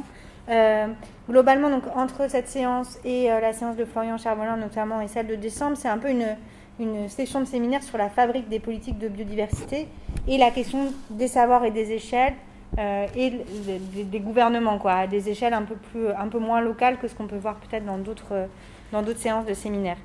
Et du coup, on se demande un peu c'est quoi la place du global dans ces politiques de conservation, finalement. Donc, globalement, on peut dire que les questions de biodiversité, ça s'appuie toujours sur un savoir un peu expert, globalisé, international, avec des laboratoires qui font des terrains un peu partout dans le monde, qui mettent en place différentes stratégies, protocoles scientifiques pour qualifier, dénombrer, quantifier la biodiversité. Et qu'à partir de ce savoir-là, il y a une descente à l'échelle locale pour appliquer des politiques, Voilà, pour mettre en place et appliquer des politiques de conservation, que ce soit par des parcs, par la question des services écosystémiques, par la question de la compensation, de la restauration de l'écosystème. Bref, on reviendra là-dessus à partir de là. Juste pour vous dire que donc il y a vraiment une gouvernance internationale de la biodiversité qui date à peu près des années 80. Il y a vraiment une mise en politique dans ces années-là de la question de la biodiversité, qui est composée de différents organismes. Je ne vais pas revenir sur eux, mais qui est un peu calquée sur le modèle du multilatéralisme qu'on peut voir pour le climat, pour ceux qui sont un peu plus familiers de ces questions-là. Il y a plusieurs ouvrages un peu qui existent, qui essayent de décrire ce modèle de gouvernance mondiale de la biodiversité, notamment Rémi Barbeau, qui est plutôt lui écologue, ou Florian Chervelin, du coup, qu'on verra en novembre, qui a travaillé sur un ouvrage là, qui s'appelle La biodiversité entre science et politique, que je vais commander. D'ailleurs, on est dans une phase où on peut commander des ouvrages pour le séminaire, donc je vais essayer de commander les ouvrages des différents intervenants qu'on aura. Si vous avez vraiment envie d'une lecture, vous pouvez aussi me demander. Nous, on a un petit stock quand même de livres sur ces questions-là. Donc voilà, il y a différentes instances. Donc j'ai mis quelques sigles là, notamment liés aux Nations Unies, liés à des accords comme l'accord sur la diversité biologique qui a été signé en 92, ou l'IPBES, qui est un institut scientifique, on peut dire ça comme ça, qui a été créé en 2012, qui vise à être un peu calqué sur le modèle du GIEC, que vous connaissez plus, qui est cette plateforme intergouvernementale d'experts pour le climat. On s'est dit à un moment, zut, on n'a rien sur la biodiversité, et donc il y avait eu une mobilisation pour calquer le modèle du GIEC pour les questions de biodiversité en créant l'IPBES. Donc tout ça, ça nous donne un peu toutes ces instances, ces accords, ces protocoles internationaux, ça donne un peu des feuilles de route internationales pour engager les États dans des politiques de conservation de la biodiversité.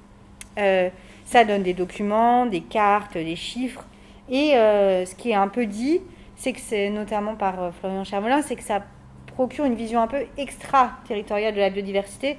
Ça veut dire que finalement, il y a comme un peu un schisme, une différence entre une biodiversité qui est donnée par des documents, par des chiffres, par des listes, et des discours internationaux, et un peu ce qui se passe en plein air, sur le terrain, dans l'épreuve du monde biophysique, ou peut-être même encore plus encore plus que le climat, à des échelles locales, il se passe des choses complètement différentes d'un territoire à un autre sur les questions de biodiversité.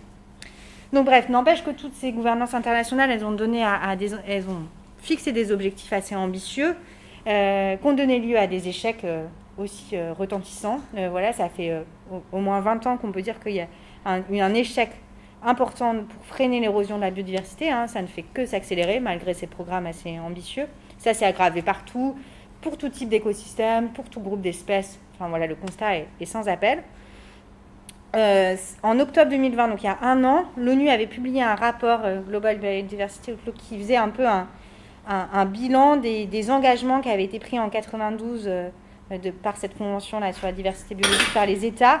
Il y avait eu, après cette convention, il y avait eu un plan stratégique où il y avait eu des objectifs qui avaient été définis, à peu près 20. Et il dit qu'au niveau mondial, aucun des 20 objectifs n'a entièrement été rempli, bien que 6 d'entre eux étaient partiellement atteints. Donc ça, c'est pas moi qui le dis en tant que sociologue critique, c'est l'ONU qui dit qu'on n'a rempli aucun des 20 objectifs. Il y en a 6 qui ont été à peu près atteints, et notamment dans l'un de ces 6 à peu près atteints, c'est la question des stratégies de création d'espaces naturels protégés, donc des parcs et des réserves.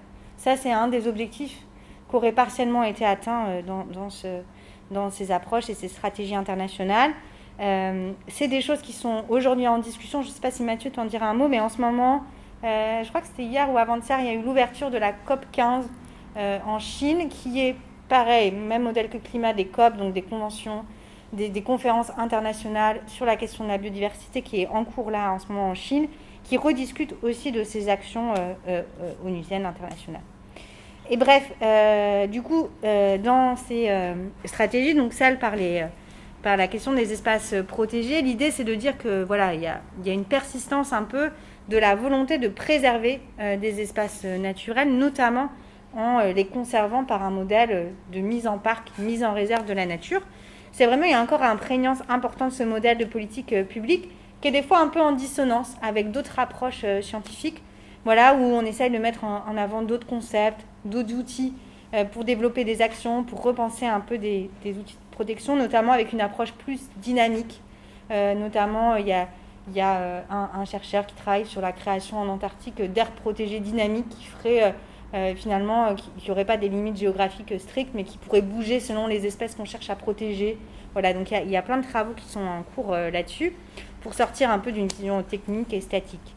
Du coup, des fois, il y a même dans le monde scientifique, il y a aussi des questionnements sur les stratégies un peu internationales de conservation de la nature, pas que dans les approches militantes, aussi générales. Donc la question que moi je me pose, c'est on critique beaucoup cette gouvernance internationale, mais finalement, elle existe, qu'est-ce qu'on en fait, comment on peut s'en saisir, qui s'en saisit. Voilà, ça me pose toujours question. Hein, quel est l'intérêt du global ? Il va y en avoir sûrement un, notamment... oui, quand même, en fait, il y a quand même ce mouvement, pendant longtemps, on disait penser global, agir local. Voilà, il y a une question de comment on peut penser quand même globalement ces questions de biodiversité, même si c'est un peu plus compliqué que pour le climat. Il doit bien y avoir quelque chose à y faire, et notamment, parce que c'est ça qui est annoncé en Chine, hein, il y a une question autour de la question économique et des flux financiers, qui est beaucoup questionnée à une échelle globale. Donc ça c'est un peu le cadre général sur lequel j'ai un peu travaillé, mais voilà, qui n'est pas non plus complètement ma spécialité, mais qui à un moment, il s'est passé un moment intéressant donc, dans ce cadre un peu général à Marseille en septembre, qui est ce qui s'appelle le Congrès mondial sur la nature de l'Union internationale pour la conservation de la nature, donc l'UICN, donc on a un peu parlé déjà, qui est un congrès qui se passe tous les 4 ans, qui était organisé pour cette année en France, à Marseille, avec des magnifiques éléments de communication qui, en fait, moi, ça m'a interloqué. Je me souviens, je ne sais pas si vous vous souvenez, il y en avait plein dans les métros, il y en avait plein à Marseille. Ces affiches de présentation qui nous montrent en fait le parc des Calanques, mais nous, le congrès, il se passait en plein Marseille, en plein quartier de Marseille et en pleine ville, et du coup c'était intéressant de voir que c'est ça qu'ils voulaient montrer de Marseille dans les affiches de communication générale, à savoir un parc naturel et pas la ville de Marseille, quoi.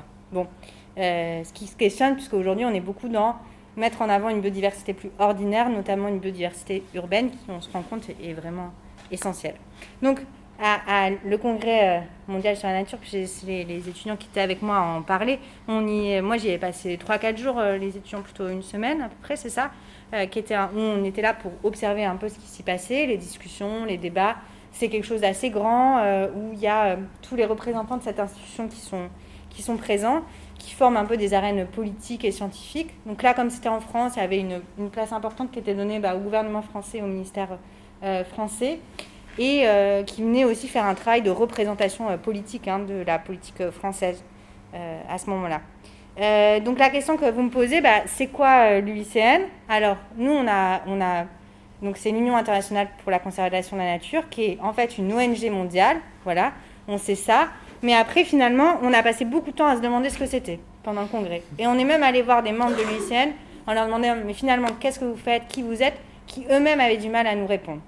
Donc ça c'est resté quand même une interrogation pour moi de savoir qu'est-ce qu'ils font ces gens à l'UICN, qui est pas une entité de l'ONU, qui est à côté de l'ONU, qui a un pouvoir par rapport à l'ONU, mais voilà, qui est souvent, donc l'UICN, quand même, connu principalement pour plusieurs choses, à savoir, tu en as parlé, Germain, tout à l'heure, la question des listes rouges, donc établit des listes d'espèces en danger, ou voilà, avec ce genre de tableau, quoi. Il met ça en place en disant où en est l'espèce, est-ce qu'elle est éteinte, par exemple, le dodo à l'île Maurice, ou est-ce que c'est une espèce qui est en danger ou pas, vulnérable à différentes échelles, selon les pays. Voilà, ça fait aussi des classements d'aires protégées, en fonction des aires protégées plus ou moins anthropisées ou non, etc. Mais je vais laisser donc les étudiants qui étaient avec moi venir présenter ce qu'ils ont retenu un peu de leurs observations, de leur semaine, à ce moment-là, qui était un moment où on a beaucoup parlé dans les médias de cette question des crises de biodiversité, des biodiversités, qui est un moment, un moment particulier. Je vous laisse la parole. C'est vraiment en guise d'introduction, quoi. Donc il y a un projet, en fait, organisé dans le cadre du CRS, qui est un projet tutoré que peuvent faire des étudiants. Mais allez-y, j'essaie de meubler pendant que vous installiez, mais non, vous n'avez pas besoin de vous installer. Oui, oui, c'est après la vidéo. Oui, vas-y, pardon, Mathieu. Ouais. Du coup, peut-être qu'on va revenir rapidement sur d'où naît cette idée d'aller au congrès. Et en fait, c'est un peu plus large. L'idée, c'était de faire un peu le pendant du projet COP ENS, notamment. Vous connaissez sûrement. C'est le fait qu'il y ait des étudiants qui partent à la COP chaque année de l'ENS. Et là, l'idée, c'était de se dire qu'est-ce qu'on peut créer de parallèle à ça pour la biodiversité. C'est relativement, c'est pas absent, mais c'est moins travaillé comme thématique. En termes de projet, c'est plus absent. Et en fait, ça s'est même retrouvé au sein des discours du congrès qui disaient que la biodiversité avait 10 ans de retard sur le climat, c'est quelque chose qui est énormément revenu. Et c'est marrant de voir que ça se retrouve, y compris sur l'IPBES par rapport au GIEC, et y compris ici à l'ENS sur les projets. Mais bon, l'idée du coup c'était, suite à ça, de créer un projet.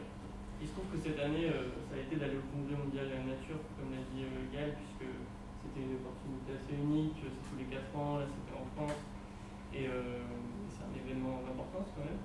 Mais plus largement, l'idée du projet, c'est de se perpétuer chaque année et d'aller à un projet qui peut être différent. Donc évidemment, ce ne sera pas le congrès mondial de la nature chaque année, mais ça pourrait être l'IPBES entre autres. Mais ça peut être n'importe quoi, finalement, c'est un rassemblement de chercheurs, on peut inventer un peu ce qu'on veut, mais l'idée c'est vraiment d'attirer l'attention sur les questions de biodiversité chaque année. Sachant que là, l'année qui s'écoule et celle qui va venir après sont hyper importantes sur la question de biodiversité, puisque là on a la COP à Kunming en Chine, qui va définir les objectifs dans les 10 ans à venir en termes de biodiversité, de gouvernance mondiale, c'est hyper important. Et ce sera l'occasion donc l'année prochaine de le continuer, parce que s'il y en a certains de vous qui sont intéressés par le projet, n'hésitez pas à vous en saisir aussi. Du coup voilà, et donc pour éviter cette vision de silo justement, est-ce qu'on réfléchit la biodiversité parmi d'autres enjeux environnementaux, ou est-ce que la biodiversité et le climat c'est des choses complètement différentes, est-ce que ça se parle ou pas? Voilà, et donc nous, notre expérience au congrès, c'était aussi une expérience de bénévoles, certes limitée, mais quand même de bénévoles, c'est-à-dire qu'on participait au pavillon France, donc il y avait un pavillon sur les enjeux français assez politiques, et où il y avait un ensemble d'événements, notamment avec les Outre-mer, mais plus largement où il y avait un accueil des ministres, tout ça. Et donc nous, notre rôle, c'était, il était limité, mais c'était de les aider dans cette organisation-là, soit de poser des questions, ou alors de donner des livres. Ça avait beau être limité, mais peut-être qu'on en parlera après, mais ça nous permettait C'est un point d'observation. Non ? Ça vous donnait un point d'observation. Ouais, ça donne un point d'observation, et en plus ça nous permettait de voir un peu le dessous de l'organisation, et de pas simplement être là en tant qu'observateur, mais plus largement, voilà. Et donc maintenant, du coup, Sylvia va tenter de définir ce qu'est l'UICN, mais... Parce qu'on a compris, peut-être. Ouais, C'est déjà fait?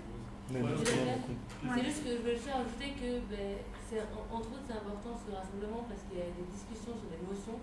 Les motions, ça va être voté par les différents membres de l'ICN qui sont à la fois des États, des gouvernements ou bien des ONG, qui sont dans ces deux classes assez différentes. Et donc il y avait déjà un grand nombre de votes qui avaient déjà été faits. Donc là, c'était l'occasion, en plus, du rassemblement tous les 4 ans, mais c'est aussi de discuter de certaines motions qui étaient un peu des... discuter parce qu'il y avait d'approbation unanime. Après, donc, il y avait un vote à l'issue pour savoir est-ce que des motions étaient acceptées ou pas. Et ces motions, c'est ce qui va un peu guider la politique de l'UICN de déplacement à venir. Et ce qui nous intéressait, en fait, la démarche, quand on était allé à l'UICN et au congrès, c'est un peu à quoi ça sert. Enfin, à quoi ça sert et qu'est-ce que peut faire l'échelle internationale ce que ça a fait, surtout pour moi, ce qu'il y a longtemps, la nature, déjà, on voit le titre du congrès, c'est qu'on est de la nature et pas de la nature. Donc, un peu, quand on est sur place, quand on voit qu'il y a un fourmillement d'activités, il y a une pluralité d'acteurs, c'est assez incroyable. Alors, vraiment, il y a beaucoup de discours qui s'entrechoquent, qui s'entremêlent, pardon. Et donc, un peu, c'était de voir quelle est cette conception de la nature à l'échelle mondiale et comment est-ce qu'on construit un référentiel commun, une sorte de norme qui va justement guider les actions et construire justement ce cadre mondial pour la préservation de la biodiversité.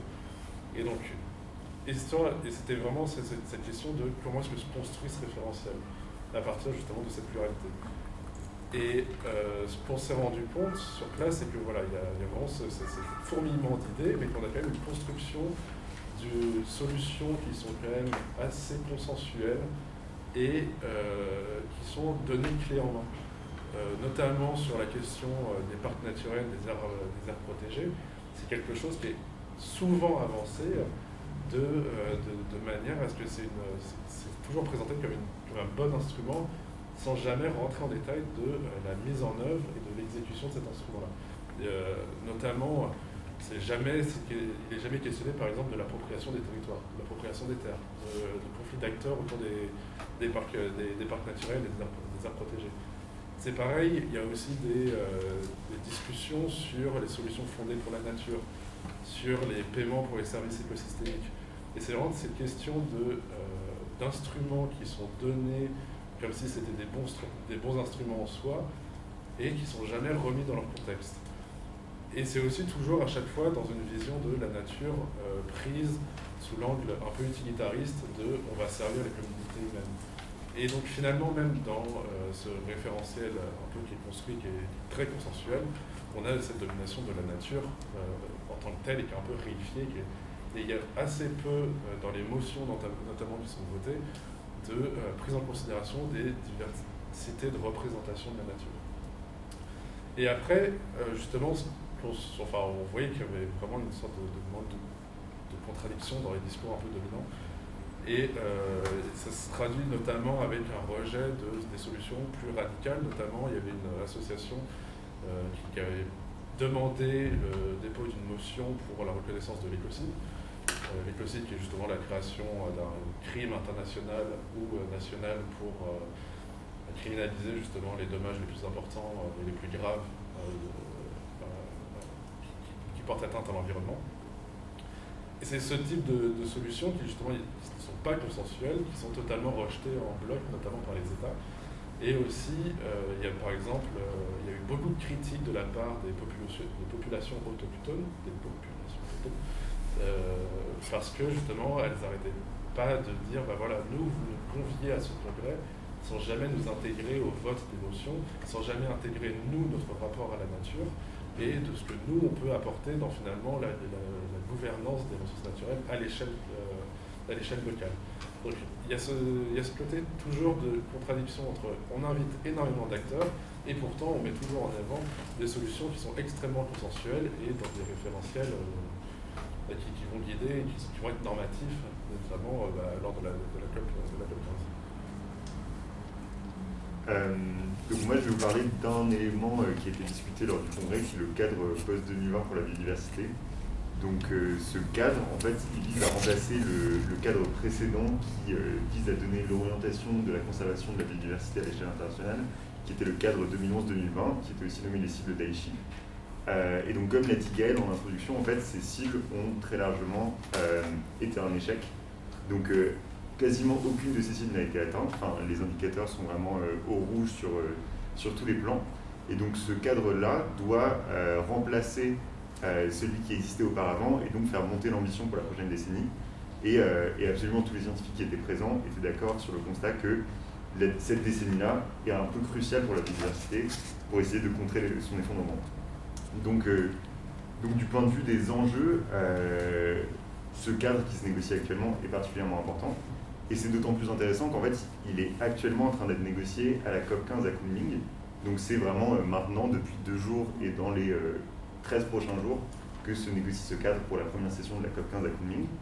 Et donc nous, ce à quoi on a pu assister au congrès, en fait, c'était une phase un peu préliminaire par rapport au cœur des négociations qui a lieu maintenant.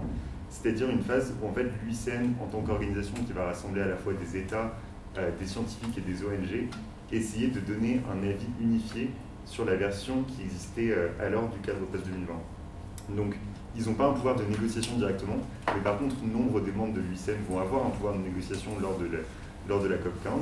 Et donc, c'était assez important pour le Congrès de donner cet avis unifié qui est apparu dans le cadre de ce qui a été appelé la déclaration de Marseille, enfin le manifeste de Marseille, qui émet un avis sur le cadre post-2020. Et donc, ce qu'on a pu observer en fait tout au long du Congrès, c'était que les scientifiques notamment, mais aussi les États membres, débattaient de ce texte qui est à la fois donc, géopolitique et juridique. Donc il y a un vrai texte issu de négociations, où en fait chaque wording va être extrêmement important et extrêmement débattu, parce que le texte en lui-même va devenir une sorte de soft law.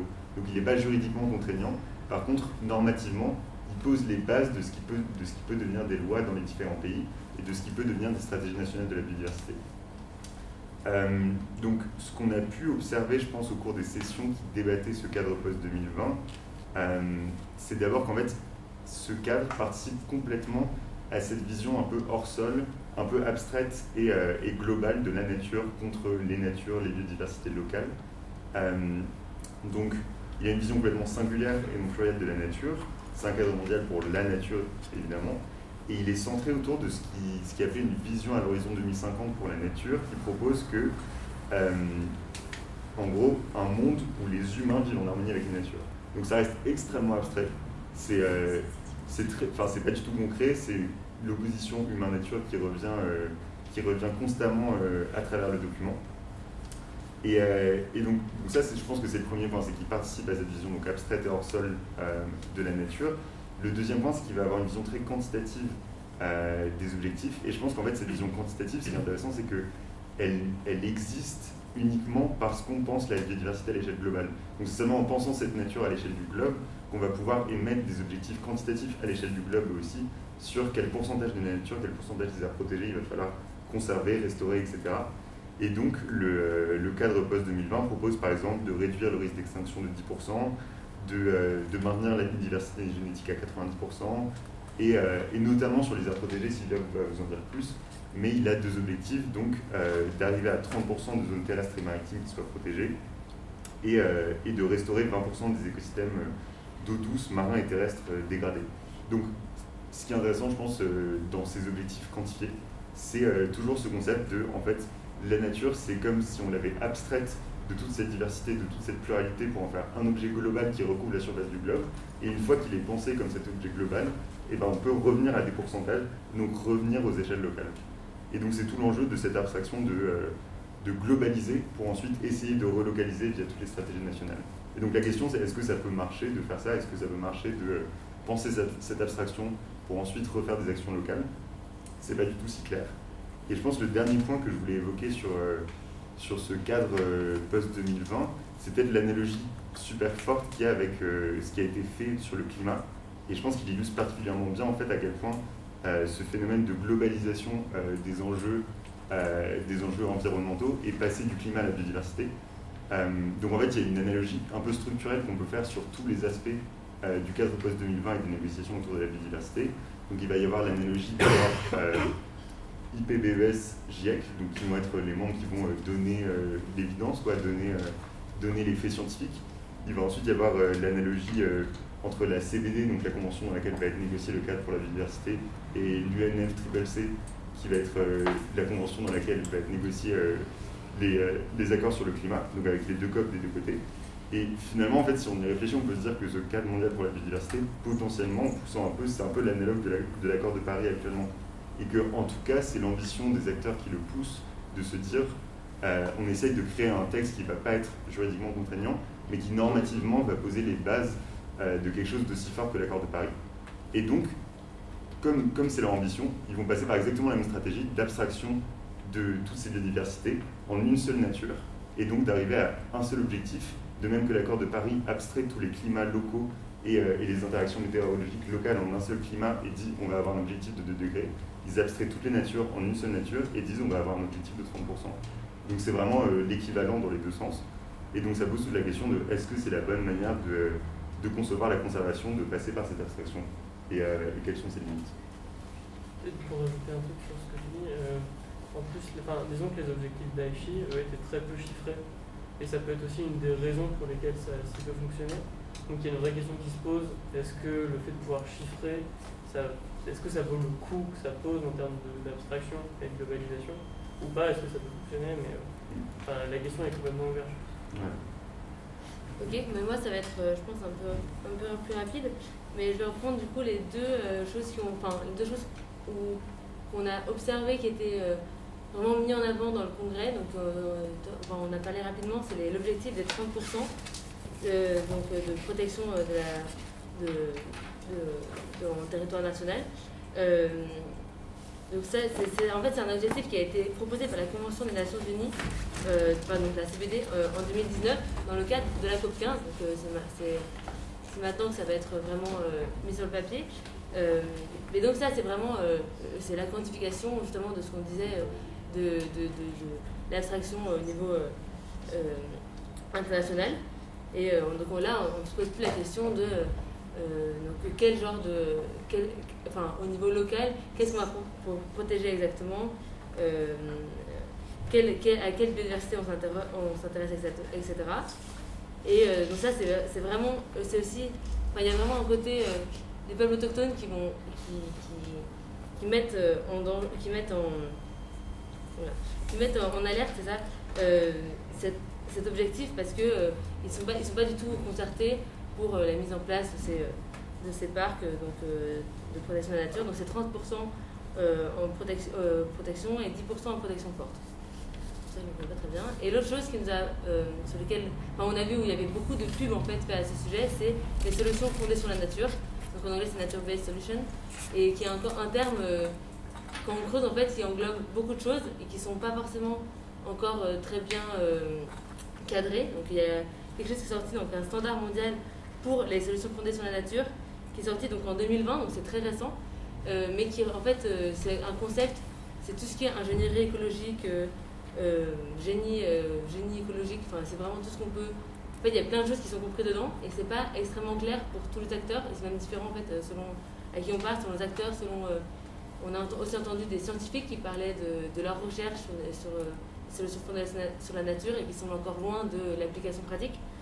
Et donc ça revient en fait. Enfin, on a vraiment trouvé ça comme un terme qu'on prend dit comme une solution sans pour autant qu'il y ait des bases consensuelles d'application pratique. Quoi. Je pense que. Moi, je me disais quand je relisais la fiche hier aussi, c'était. Vous voyez un peu ces mots valises comme il y a une période pour le développement durable, des mots qui vont être repris par plein d'acteurs, plein de mondes professionnels différents, et après on dit bien, voilà, après c'est un peu ça, c'est peut-être pas à ce point-là, mais ça commence, enfin, on a l'impression que ça ressemblait à ça, du congrès, histoire de ce Oui, ça. Et donc, mais toi tu dois les connaître, mais si jamais tu as une autre approche, quoi. Si on a montré ce mot-là. J'ai un peu travaillé sur l'ingénierie écologique, donc. Et là, c'était vraiment. C'était partout, sur toutes les terres. Donc c'était assez consensuel comme. Il n'y avait pas vraiment de remise en question du terme, sauf par. Il y avait deux voix qui s'élevaient, c'était les peuples autochtones qui disaient bon, il n'y a pas de.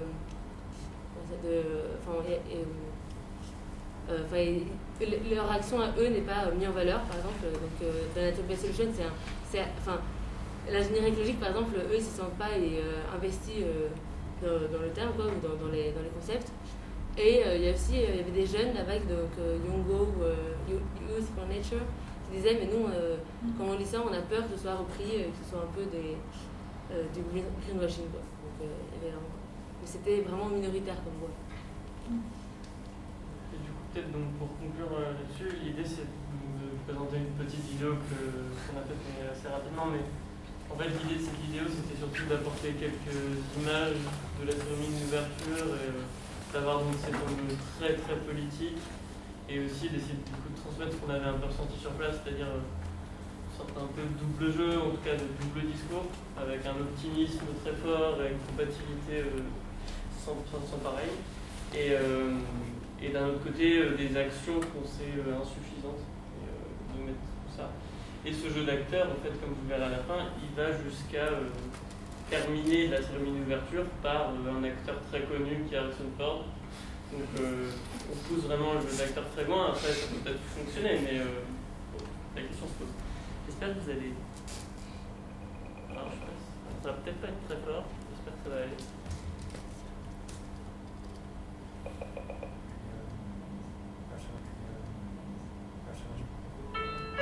We love you.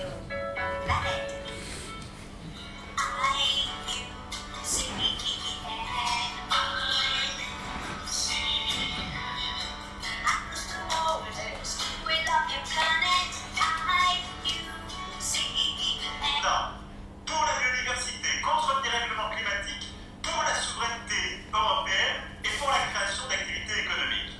Formidablement. Pour trouver tous ensemble un sens et de rebâtir des écosystèmes, c'est-à-dire ce qu'on a déréglé. Est-ce que nous avons commencé à réduire nos émissions de gaz à effet de serre? La réponse est non. Est-ce que nous avons commencé à réduire l'utilisation des pesticides? La réponse est non. Est-ce que nous avons commencé à enrayer les rejoints de la biodiversité? La réponse est non. Je ne veux pas donner l'illusion que ma présence au gouvernement signifie qu'on est à la hauteur sur ces enjeux-là. Et donc je prends la décision de quitter le gouvernement. Ça ne se fera pas en un jour. C'est pas une mesure qui permet de le bouger. C'est pas une chose. C'est un ensemble de décisions où on remet en cohérence cette bataille pour le climat, pour la nature. Et je suis pour ma part extraordinairement confiant. La situation est dramatique, mais notre volonté est immense. Juste un exemple. On a décidé, et on est fiers, d'interdire non pas le plastique, mais les emballages plastiques à usage unique d'ont plus de 20 ans. Ça serait drôle si la situation n'était pas tragique. Moi, j'ai entendu le président de la République exprimer il y a quelques jours que selon lui, le système actuel est compatible avec l'écologie. Loin de moi le désir d'interférer avec l'imaginaire du président.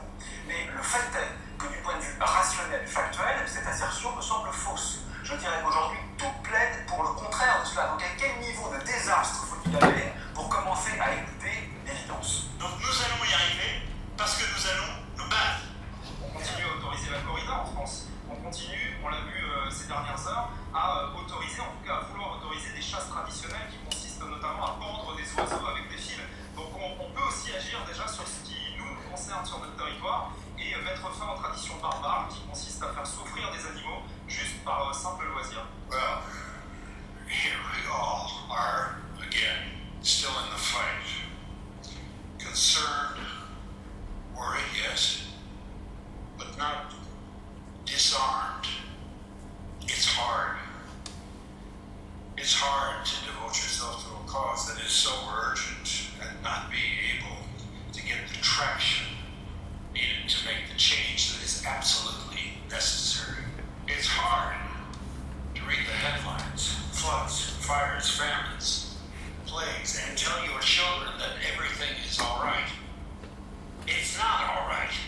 Damn it, it's not all right. Cry out for justice. Justice from Mother Nature. Young people are often dismissed as naive idealists, but they have the energy, they have the conscience, they have the education to do what we have not yet been able to do. Get to work. We've got to make things happen. We've got to make it happen now. Come on, everybody. Let's get to work. Voilà. Merci Mathieu, merci à vous, je sais pas si vous Bon, je pense que c'était une bonne conclusion, enfin, une belle idée qui conclut là-dessus, qui montrait un peu la ressenti vis-à-vis de ça. La diversité des discours, quoi. Ouais. Je sais pas s'il y a des réactions. Ouais, j'aurais une question. Parce que vous parlez du fait que c'était très consensuel, que voilà, les notions d'écocide, c'était peut-être un peu trop pour tout le monde. Je me demandais c'était à peu près quelle génération, quelle tranche d'âge en fait il y avait à ce congrès-là, parce qu'il y a un biais générationnel très fort pour les questions environnementales, et peut-être que ces générations un peu plus âgées sont beaucoup moins à la page de nous qui sommes très éduqués, enfin je dirais plus éduqués et sensibilisés à ces questions-là que eux auparavant. Je pense qu'il y a un biais au congrès, sachant que tous les gens qui étaient là pas étaient intéressés par la nature. Je comprends pas le fait. Mais sur la question des possibles, pour le coup, c'était assez intéressant parce qu'il y avait beaucoup d'anciens juristes qui se battent depuis 50 ans sur la question. Enfin, 50 ans, ça fait trop. Je dirais 30 ans. Il y avait des jeunes juristes, il y avait des précurseurs de la réflexion. Je pense qu'il y avait j'ai pas envie de dire dialogue intergénérationnel parce que ça, pour le coup, un concept consensuel. Je sais pas, je ne savais pas trop comment. Après, il y a aussi un autre biais, c'est que finalement, ceux qui prennent les décisions aussi, qui sont mécaniquement un peu manettes, eux sont mécaniquement plus vieux, puisque leur carrière est plus avancée. Mais après, oui, c'est juste un modèle que c'est avant tout des personnes, on n'a pas expliqué exactement comment a été composé mon thème, mais ça reste des gens impliqués dans le champ de la conservation de la nature, donc soit scientifiques, ONG, personnalités publiques, voilà. Plus après le travail de représentation des ministres et autres français, mais à la base, les membres de l'UICN sont tous ces gens-là. Mais malgré tout, on arrive peut-être à ce que ça. Et la question générationnelle, là on n'a pas compris, elle est souvent mise en avant comme un truc, comme aussi un discours du très positif, du très il faut d'intergénérationnel, c'est ça qui va permettre de changer les choses, etc. Et en fait, ça peut discuter aussi. Pour en tout cas, ce qui est des jeunes, moi ce que j'ai vu, c'est que du coup, il y avait une partie qui était. Enfin, il y a il y a la place pour une parole des jeunes, mais qui était assez petite. Donc vraiment des jeunes, donc les Youngo qui font partie de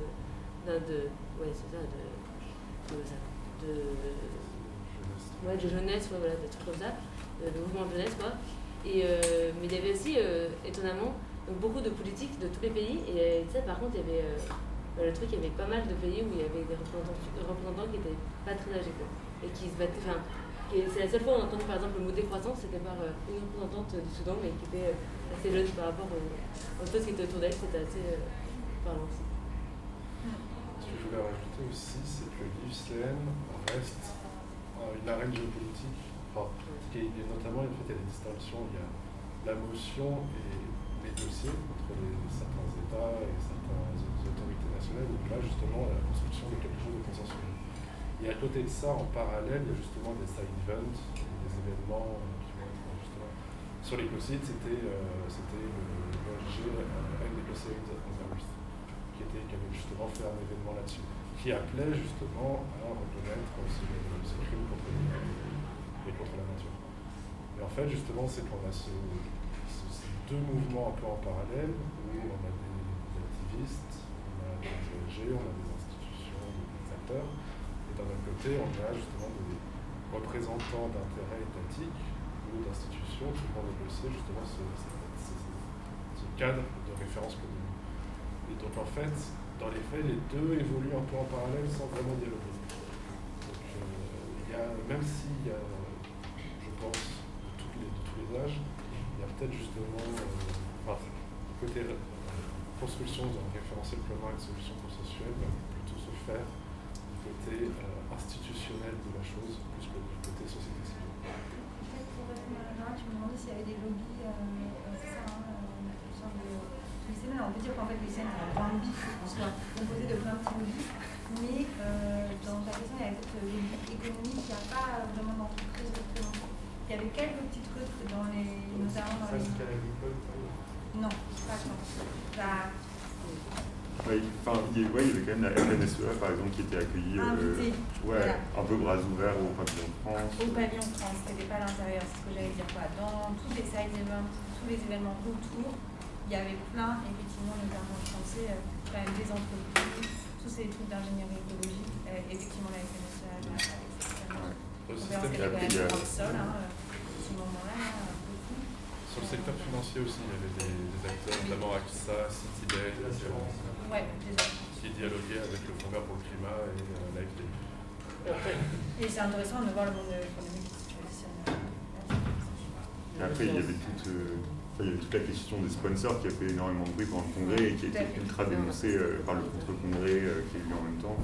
Et d'ailleurs, dans le contre-congrès, ça m'intéressait, Germain, qui avait lieu donc, le vendredi, c'est là où notamment Guillaume Blanc est intervenu. Mais il ne veut pas se rendre, voilà, il y a une position critique, vous l'avez compris, par rapport à ces institutions internationales qui sont en véritable colonialisme.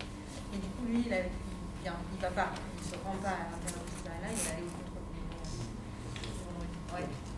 Et il y avait plein de gens qui nous disaient, bon, je viens, mais bon, il y a tous ces sponsors, etc. Je me souviens, représentant la ZAD de Notre-Dame-des-Landes, notamment, qui a fait une petite prise de parole. Il n'y en a pas eu tant que ça sur les sponsors. Donc il reste souvent toujours le cas dans ces grands événements. Et ce qui est intéressant, c'est que l'UFCN, il n'y a pas eu de happening, il n'y a pas eu de démonstration politique, d'activité, de militantisme visible. Contrairement au COP, où justement, là, il y a véritablement des mouvements citoyens qui vont gueuler au sein même de la COP. Il y a eu quelques petits trucs d'extinction rébellion dans Marseille, pendant la semaine, quoi. Il y a eu 2-3 actions, mais pas dedans. C'est sûr qu'il y a rien dedans. Et c'était quand même assez peu... je ne sais pas, est-ce que vous en avez entendu parler pendant la semaine après? Parce qu'il y avait des actions dans la journée, mais à l'intérieur du congrès, non, pas trop. C'était plutôt a posteriori à l'extérieur du congrès qu'on a pu voir, mais... Oui, ils en parlaient pas beaucoup. Alors que c'est vrai que par rapport au climat, les contre-congrès ou les mobilisations citoyennes font partie quasiment des COP, quoi. Ça devient des moments, c'est quasiment des choses hyper intégrées. Alors que là, le contre-congrès, nous, on n'avait quasiment pas entendu parler. J'avais envoyé un mail, on avait coupé l'info parce que c'était quand même passé. Voilà. C'est intéressant. Et après, se pose la question du militantisme sur ces questions de diversité. Qui est militant sur ces questions-là? Est-ce que les militants habituels de la diversité n'ont pas une approche aussi hyper démocratique? Voilà, ça Même, Il y a même des associations comme France Nature Environnement qui font des marches très régulièrement. Là, ils avaient leur petit stand, ils étaient très gentils et très calmes. Mais parce que l'ICN, ils travaillent avec eux, font partie de la discussion, enfin voilà. Peut-être pour rajouter un mot aussi, un peu à la fin de ce congrès aussi, ce qu'on s'est demandé, c'était quel était notre engagement, enfin, comment s'engager nous personnellement, et on n'a pas complètement cette réponse, parce que dans ce congrès, comme vous l'avez vu, il y a tout un discours optimiste et tout, et on sait qu'en parallèle, ça ne suit pas complètement, et nous, donc, quelle est notre place là-dedans Honnêtement, la réponse n'est pas... On n'a pas trop, mais ça pourrait passer par l'associatif ou autre, mais c'est une vraie question qui reste ouverte. Ouais, c'est vrai que je me souviens, vous avez ces moments où au début, vous me disiez c'est hyper motivant, c'est inspirant, de participatif. Là, c'est vrai qu'il y a ces discours hyper motivants, politiques qui nous embarquent dans des choses, des films, des façons de se représenter. Donc, c'est vrai que ça donne envie, quoi. Alors, en fait, de dire c'est bon, ça y est, on a changé des choses. Après, bon, voilà. Mais voilà, il n'empêche que cette question, à la fois ces événements, mais surtout du cadre mondial de gouvernance, il y a sûrement des choses, comme vous dites, c'est très intéressant votre intervention sur ces questions politiques à aller faire valoir, puisqu'il y a bien, il y aura bien des conséquences et autres de ces cadres internationaux. Et du coup, l'idée sera aussi de faire le lien un peu avec la COP, où il y a des étudiants dont je fais partie qui vont y aller, climat, à Glasgow. Et puis peut-être aussi, on verra dans quel point on aura du temps, mais de suivre les avancées de la COP 15. Et d'ailleurs, il me semble qu'il y a une partie qui se passe maintenant, mais qu'il y a une partie qui a été repoussée. L'organisation est un peu complexe en raison du Covid, mais donc l'idée ce sera aussi de suivre un peu tout ça et de voir ce que ça donne. Et j'en profite pour rajouter un dernier point. Ce vendredi, si ça vous intéresse, à PSE, il y a un workshop sur les questions de climat, biodiversité et interaction. C'est toute la journée, donc vous trouverez l'information sur le site de PSE si vous voulez. Voilà. Et tu veux faire un petit pub séminaire à table ronde? Oui, carrément. Donc, au passage, c'est pas entièrement relié, mais ça a quand même un lien assez fort. On est au moins 3 ici avec Amandine et Brianne à co-organiser un cycle de table ronde sur les droits humains dans l'Anthropocène. Donc, on va avoir un panel de sujets tout au long de l'année avec pas mal d'intervenants, que ce soit des chercheurs, des jeunes chercheurs, des activistes, des artistes, des militants. Donc, on aura un peu de tout. Et on va notamment aborder des questions sur la biodiversité, sur les droits de la nature, sur l'écocide, en parallèle d'autres questions sur le climat, l'immigration climatique, ce genre de choses. Donc vous êtes les bienvenus et la première séance aura lieu le 22 octobre, la semaine prochaine. Il y a un changement de salle? On va partir. On va terminer. Vous avez cours non, pas du tout. Vous avez cours aussi? Oui, c'est normal. D'accord. Attendez, n'empêche que voilà, donc le séminaire, c'est aussi l'occasion de présenter vos projets étudiants et vous êtes les bienvenus pour continuer à présenter ces questions-là, comment vous les écrivez, vous, dans le groupe. Donc n'hésitez pas à venir présenter, on pourrait trouver des moments pour discuter aussi de vos recherches, de mémoire, de projets étudiants ou autres. Donc voilà, vous pouvez vous saisir de ça. Et puis voilà, on va essayer de suivre ces questions-là, notamment avec Jean Charmelin à la séance, donc à la prochaine séance de novembre. On se retrouve le 9 novembre. Il nous faut des volontaires pour préparer la séance avec nous. C'est juste en fait préparer quelques questions. Notamment. Donc, nous on fera l'introduction, lui il présentera, et puis juste pour animer la discussion les 15 premières minutes. Et puis après, donc essayer de lire un ou deux articles de Florian ou peut-être un bouquin et puis voilà, arriver avec quelques questions en tête et voir ce qui rebondit sur ce. Enfin, c'est pas un travail incroyable. Voilà, donc oui, ceux que ça intéresse globalement, il a travaillé sur l'IPBES, donc cette instance de scientifiques et sur la question de la participation des savoirs participatifs de la biodiversité, donc notamment tout ce qui est les programmes de sciences citoyennes. Voilà, c'est deux thèmes. Je ne sais pas s'il y a un assistance, mais bon. Ok, c'est pas grave, sinon vous pouvez toujours m'envoyer un mail si vous intéressez. Voilà, sinon c'est plus de boulot pour vous. Non, c'est pas grave, c'est bien. C'est bien, en fait, ça vous permet d'avoir l'occasion de pouvoir en premier poser des questions, etc. Donc voilà, essayez de penser. Vous pouvez me le dire aussi si on se croise à d'autres séminaires ou cours, n'hésitez pas à m'en parler. Il faut l'avoir fait pour valider, je crois. c'est mieux, c'est beaucoup mieux. On va peut-être m'imposer. Là, c'est la première fois, j'ai du mal, sinon ils vont tous suivre. Ils vont pas revenir en novembre. Donc voilà. Voilà, donc on vous retrouve là à la prochaine séance de novembre. Et merci beaucoup. C'était vraiment très intéressant. Je suis bien contente de vous avoir pu avancer sur ces questions et puis de voir quels sont vos retours après cette semaine. Donc c'est un projet qui a été financé aussi par l'ENS en partie, en crowdfunding, en option. Donc c'est quelque chose qu'on peut faire au sein du service. Voilà, merci tout le monde et puis à votre disposition et au revoir.